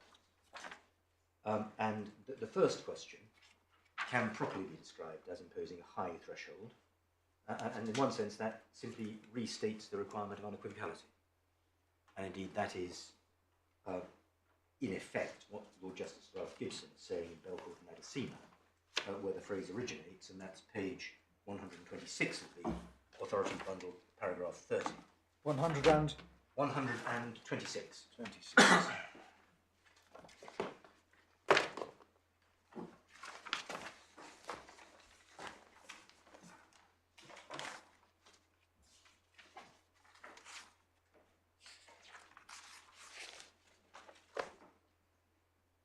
And you see there that he refers there to a high threshold, not a high evidential threshold.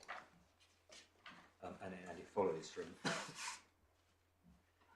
in one sense, it's another way of saying unequivocality. I think also it's been held in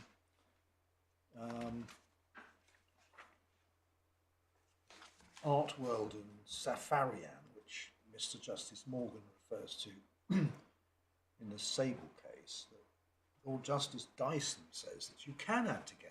Yes, he does. In Art World, he does. Equivocal acts. Yes. If taken as a whole, they are unequivocal.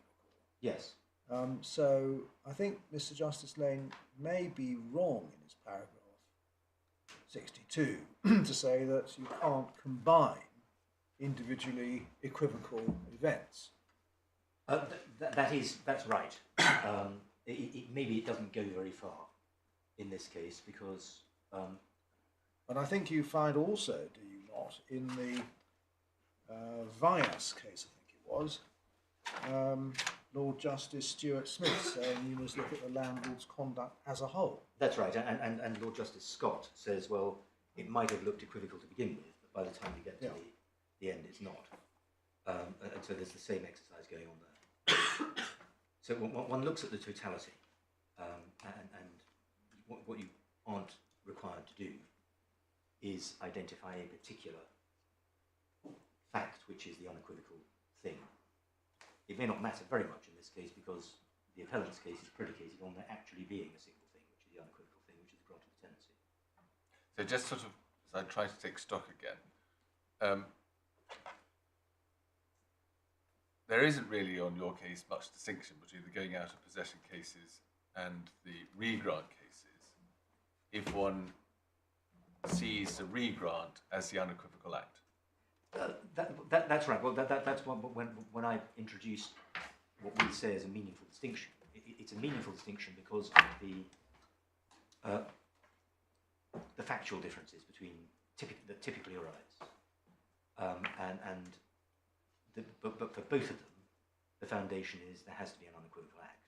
So leaving aside regrant, going back to where we were a moment ago, if you've got two joint tenants, you need an unequivocal act by one of them, and either something unequivocal from the other, or alternatively concurrence, assent, authority, or possibly acquiescence. That's right. I mean, the fact is that it becomes more difficult to see how a single joint tenant can surrender the joint tenancy without it being some transaction like a new tenancy, or as in the agreement to sell. Because if it's about going out of possession, then by definition you will, as a single joint tenant, always be leaving the others there. And so something's got to happen to give up possession by them. So it may well be that in a going out of possession case, just factually it works differently. But in principle, the structure is the same. And you say where there is a regrant, that is the unequivocal act. So what would matter, if you can prove the regrant, is the concurrence, agreement, authority, or whatever. That's right. And I think I can now move on to that, which is our ground form. And so the headline point is that it's to be inferred, we say, that Westminster granted a sole tenancy to Mrs. Hussain. We accept that there's no express tenancy and no direct evidence of an agreement between Westminster and Mrs. Hussain. The tenancy's got to be inferred from the circumstances and the known conduct of the parties. And on that, we make two general points. The first is that it's a question of fact, having regard to all the circumstances, including the question whether any rent's been paid by the occupier to the owner, whether the grant of a tenancy should be inferred. That's we rely for the general statement on that in Woodfall, paragraph 6.037. It's at the authorities bundle 229. It may not be necessary to go to it for the general approach. It's so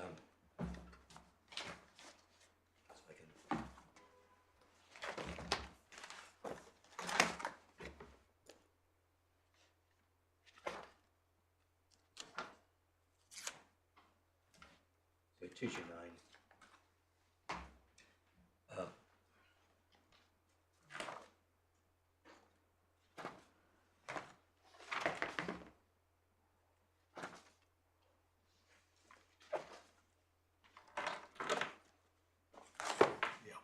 And what one sees at the end of that is there's one golden rule, namely that the law doesn't impute an intention to enter into legal relations when the circumstances and conduct of the parties negative any intention of that kind. And it's, by way of comment on that passage, it's not the case, it appears to be suggested by the respondent, that an inference of a new tenancy will only be drawn where it's the only reasonable inference, which is a point they make at their paragraph 55, citing O'Kane, which is in the authorities at tab 17. First of all, O'Kane doesn't actually say that, but O'Kane was a particular type of case that concerned the approach that the court ought to take when somebody was a tolerated trespasser. And it was held there that special circumstances would be needed before a tenancy could be inferred because of the statutory regime concerning tolerated trespassers. The Parliament couldn't have intended that the ordinary kind of dealings that would happen would give rise to a tenancy. But paragraph 6 of the authority, page 138, it's perhaps not necessarily scheduled. It's a passage in Lady Justice Arden citing an earlier judgment of hers referring to Burroughs and Brent. But as to the golden rule referred to in 6.037, we go to page 235 of the authorities bundle, Sorry, I've missed that. yes, 235, it's paragraph 6.044 under the heading Conduct Negativing the Creation. And second sentence there, the question is quo animo the rent was received and what the real intention of both parties was. It's clear that from the passage at the end of, yes, it's the passage immediately before the second set of numbered points.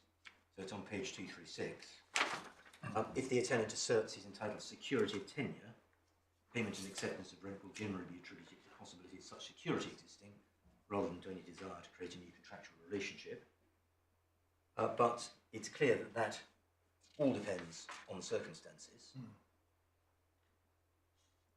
Now, if you go to the footnote to that passage, it refers to Marcroft and Smith. Yes. And the proposition there is that if the acceptance of rent can be explained on some other footing than that a contractual tenancy existed, then a new tenancy should not be inferred. Yes, but it will always depend on the on the circumstances. It's a And I think in one of the cases you showed us, is it Indi, Lord Justice Norse said that it was just a question of, I can't remember his phrase now, well-known principles of landlord and tenant law, and the case he cited was indeed Marcroft and Smith. Yes, it's page 78, where he says that they were referred to a number of cases, Marcroft and Basson. And he says that where the implication of a tenancy will give the tenant a status of irremovability, which we accept will be here, although with only the status that she enjoys already, the court will be slow to withhold the implication that all the badges of tenancy are there, especially when the situation is allowed to linger for a short period. And of course, intention for all these purposes is objectively determined. And so if what's done amounts to the badges of tenancy, the grant exclusively to possess at a rent for a term, then there will be a tenancy. Secondly, we make a general point about inference. And this is resonant with what His Honour Judge Luber said in its Sturgis, which is tab 20, paragraph 182. There he was addressing the difficulties that might arise when there's been churn with various occupiers under a joint tenancy arrangement.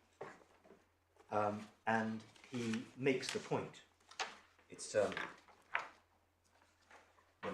we collect the points that we rely on the paragraph 5b of our skeleton. Perhaps not necessarily. Sorry, just a minute. 5b of our skeleton. Yeah.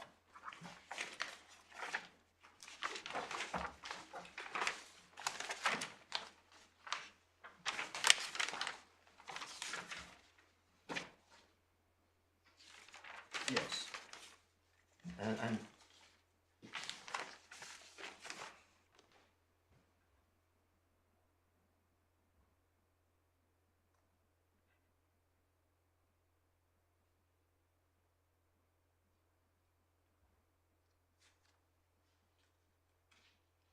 And we respectively suggest that the same sort of considerations apply here. In that His Honour Judge Luber was faced with the need to analyse an existing relationship that differed from the historical one. And he had to explain how that had come about, and did so by saying, well, there's joint tenancy arrangements, and there were successive surrenders and regrants in that case, despite the landlord's lack of direct involvement. It was a case where what happened was that the joint tenants lived in a house. As successive joint tenants left, they would, as often happens in the usual flat share arrangements, decide who they wanted back in, and then the landlord would accept them. So there was no the direct relationship at that point with the landlord wasn't present. The cases that are summarised in the extract from Woodfall that you showed Yes. suggest that one should be reluctant to infer the grant of a tenancy from conduct where security of tenure is or may be involved.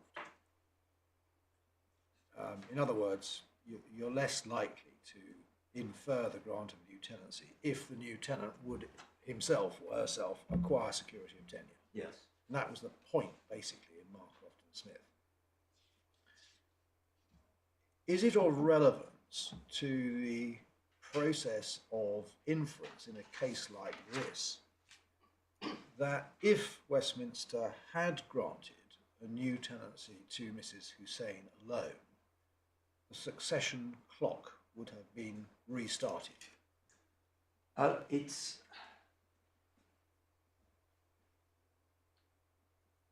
not irrelevant. I can't say that it's got no weight at all. It's some way removed from the kind of case where the court will naturally be reluctant to assume or infer that somebody has entered into an arrangement which would have indefinite security. At the time the arrangement was entered into, there was no person qualified to succeed if they granted sole tenancy because the appellant only moved in some 6 years later. So it would be something that it's unlikely the parties had in mind, although I accept that that's not the appropriate test, because if it's an objective intention, then one doesn't necessarily think about what they thought the law was. So I'd have to accept that it's a factor, but it's fairly far down the list. And so I do start my consideration of what we're that this was a case where Mrs. Hussain was, after her husband left, entitled to stay and indeed obliged to pay the rent under her joint tenancy. But we haven't looked at the tenancy, but if I can take you to it, I'm going to go to the supplemental bundle for these because that's what all the documents are. It's supplemental bundle. Page 8, I'm grateful, and one sees there it's a standard form tenancy agreement. At page 9, it says that if you sign this agreement with somebody else, like your husband, wife, or partner, you're a joint tenant. In joint tenancies, each tenant is jointly and individually responsible. Which means if one tenant leaves the home, the other must still keep to those conditions. And at page 11, the same point is made under the heading your rent and other charges. If you have a joint tenancy, each is responsible for paying the rent. Even if one joint tenant leaves, both tenants are still responsible for weekly charges. So that was the tenancy, and we can see at the end of it that it's signed. This is page 2021. It's signed by both parties. Yeah. So we accept that she was entitled to remain there, and that she was obliged to pay the rent. So in those circumstances, if all that we could show was that she simply stayed there paying the rent, then it would be difficult, if not impossible, to show that there was a new grant, because the occupation would simply be referable to the tenancy, or the existing tenancy. And the claimant would, or the defendant would then be in much the same position as the landlords were in Sable, because in that case it was suggested that, wrongly thought that a lease had been forfeited, a new company then went into possession pending negotiations for a lease. They didn't conclude, and the company then took an assignment of the old lease. The landlord said, no, you can't do that because that lease has been surrendered, because of an implied tenancy at will. But as Mr. Justice Morgan points out, the implication that you would normally give effect to simply from occupation and payment of rent pending negotiations didn't apply here because it wasn't needed to explain the tenant's presence or the occupier's presence. And until the surrender, the landlord had no right to grant anything to them. And as Mr. Justice Morgan points out, paragraph 62, it's the passage just before the one I showed you earlier, it's the wrong starting point to assume a tenancy and then assert a surrender based on it. But the appellant here isn't guilty of that error because they rely on more than a general default implication and on material that they say when it's looked at as a whole, it supports a present intention to grant a sole tenancy, as is saying, and payment and acceptance of rent to that end.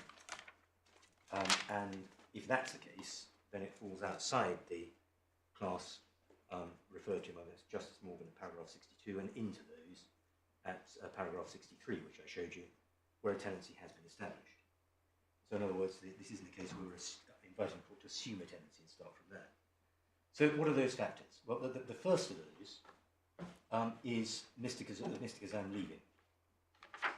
We don't say he gave up possession in a legal sense,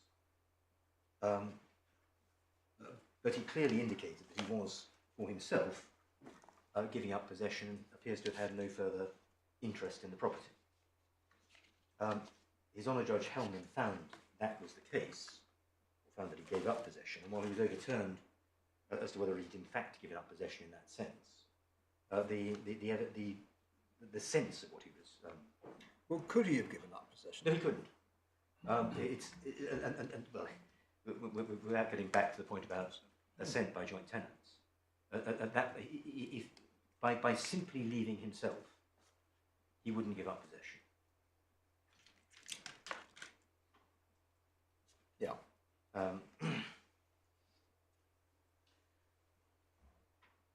But whether he is in fact giving up possession, although he's not giving up possession, but what he does is an important part of the factual background in construing what the other parties are doing, what they think they're doing. And so if we then, so there's the physical fact of him leaving, and then after leaving, there are two letters that are written, and we have to bear in mind that this is a case where the disclosure that was available was extremely thin. There were basic documents that one might have expected in a case like this that weren't produced, things like notices of increase and so on. There wasn't the tenancy file. And I'm not making those points to make some kind of point about disclosure, but that the material that was made available to the court, which was in the hands of Westminster, or ought to have been in the hands of Westminster, was very limited indeed. And again, it's appropriate to take that into account in deciding well what the limits of inference are for particular documents, because it might have been explained more fully if there'd been more disclosure. But I make that point by way of preface to coming to the very limited number of documents that we do have.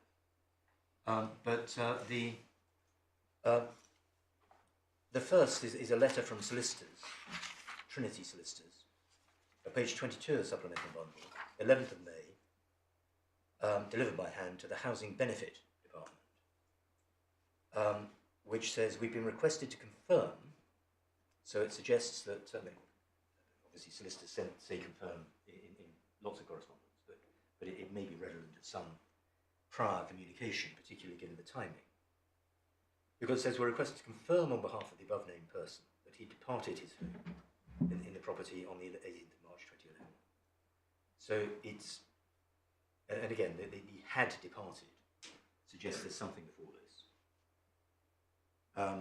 And the reference to departed is obviously to a permanent leaving, as is clear from the remainder, because it says we're instructed he's been living in Wesley Court since that date with his daughter temporarily.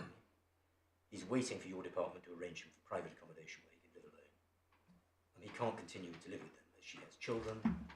Then we hope this is satisfactory, but please contact us for any other information. So he is there notifying the council that he's left, he's living somewhere else, he wants to be rehoused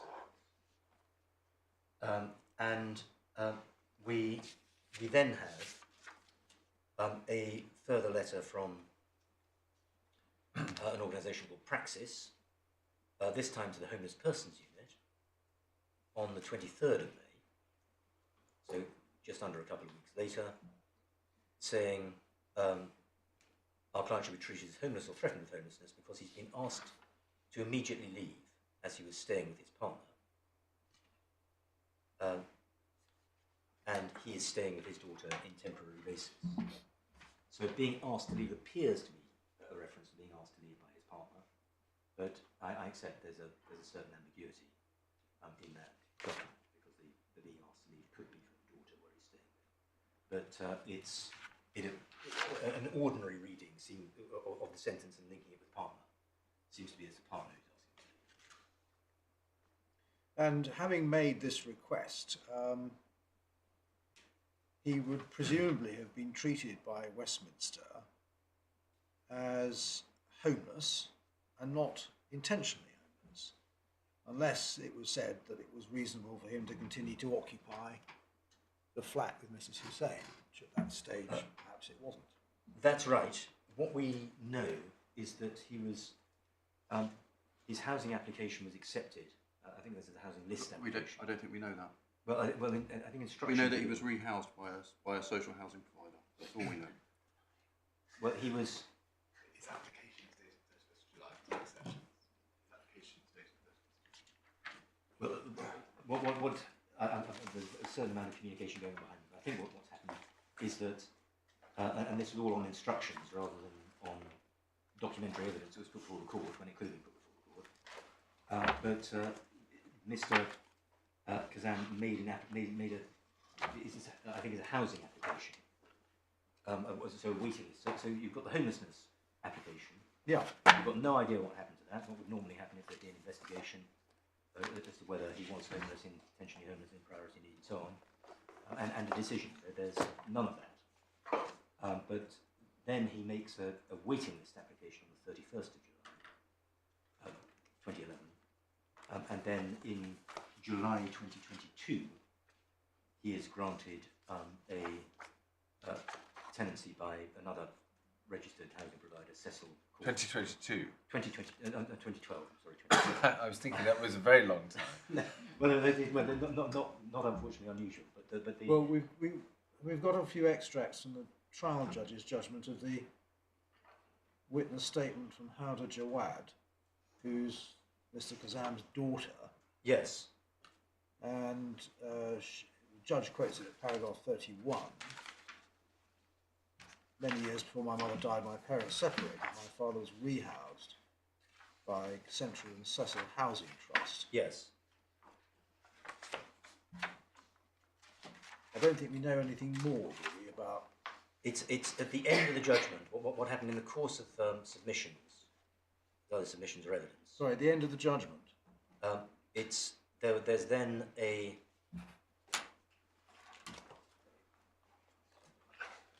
My lord, I don't know if I can help. At paragraph 8 on page 121, there's a finding, or His Honour Judge Hellman recites a finding that in about June 2012, Mr. Kazam was rehoused in social housing in the borough, that is in Westminster. Yes, my lord, it wasn't the judgment I was looking for, it's the transcript of the hearing. And if one goes to page 109 of the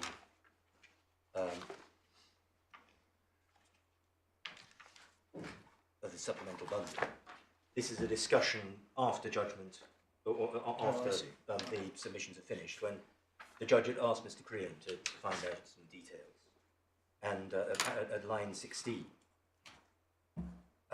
you get Mr. Crean saying he's been passed a note by his witness. Then he says, I'm informed he registered for housing, sorry, it's the 3rd of July. And then he says, no, so it's the 31st of July, and then he was rehoused in June 2012. So the council's own instructions were to that effect. And registered for housing, there seems to be registered for housing on the waiting list. But what the judge inferred, rightly so we suggest, is that Westminster assisted Mr. Kazam in finding other accommodation, and that would have happened from the point of the applications he made, not just in June 2022.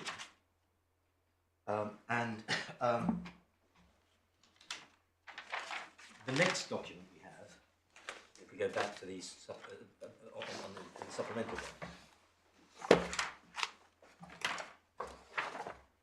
one, is the amendment to housing tenancy details. And it's page 25 of the supplemental bundle. That's how it's headed, amendments to housing tenancy details. And it purports to record parties and agreements. So it purports to record some agreement. And it's then ticked against joint to sole,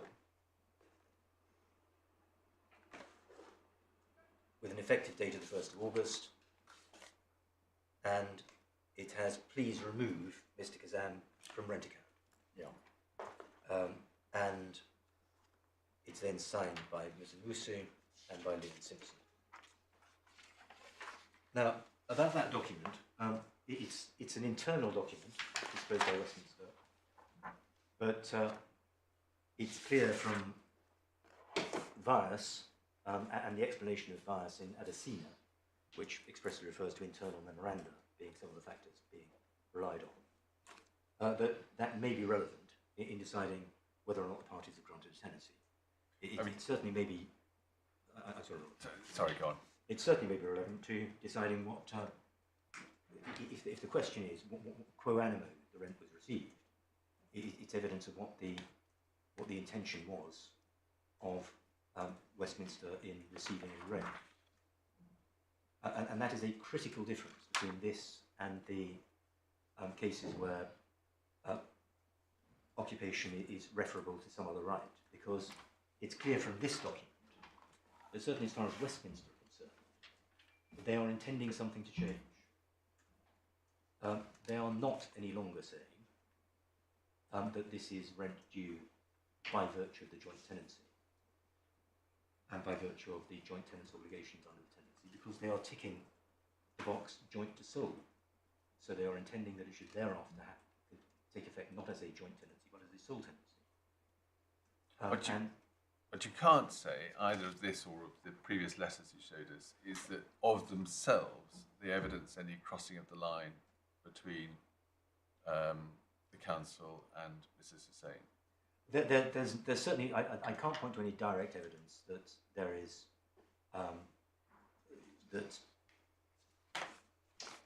of a letter, for example, to Mrs. Hussain saying, hereafter you're being treated as a joint tenant. We can infer, sole tenant. That we can infer that some such document will have been sent, not least because there would be communications about the tenancy. But sticking at this document, the context and internal language does speak to it being more than a purely internal communication. I'm really sorry to interrupt here, but my learned friend can't do this because at trial it was conceded by Mr. Rahimi's, the appellant's counsel, that she couldn't rely upon this internal memo as evidence of any influence on Mrs. Hussain's conduct. That's at page 76. That's not in fact what Ms. Harris said. She said she couldn't rely on it as evidence of Ms. Hussain's conduct. Yes. And that was in response to a question about what's the unequivocal conduct you're relying on the premise that Westminster's case is right. Well, Mr. Westgate, I'm afraid we're going to have to leave it there for the time being. Well, my Lord, I've got about 3 pages left in my notes. I'm not inviting you to sort of press on while I deal with those, but it does, I hope, indicating I'm pretty quick after. Yeah, all right. Well, we'll sit again at 2:05.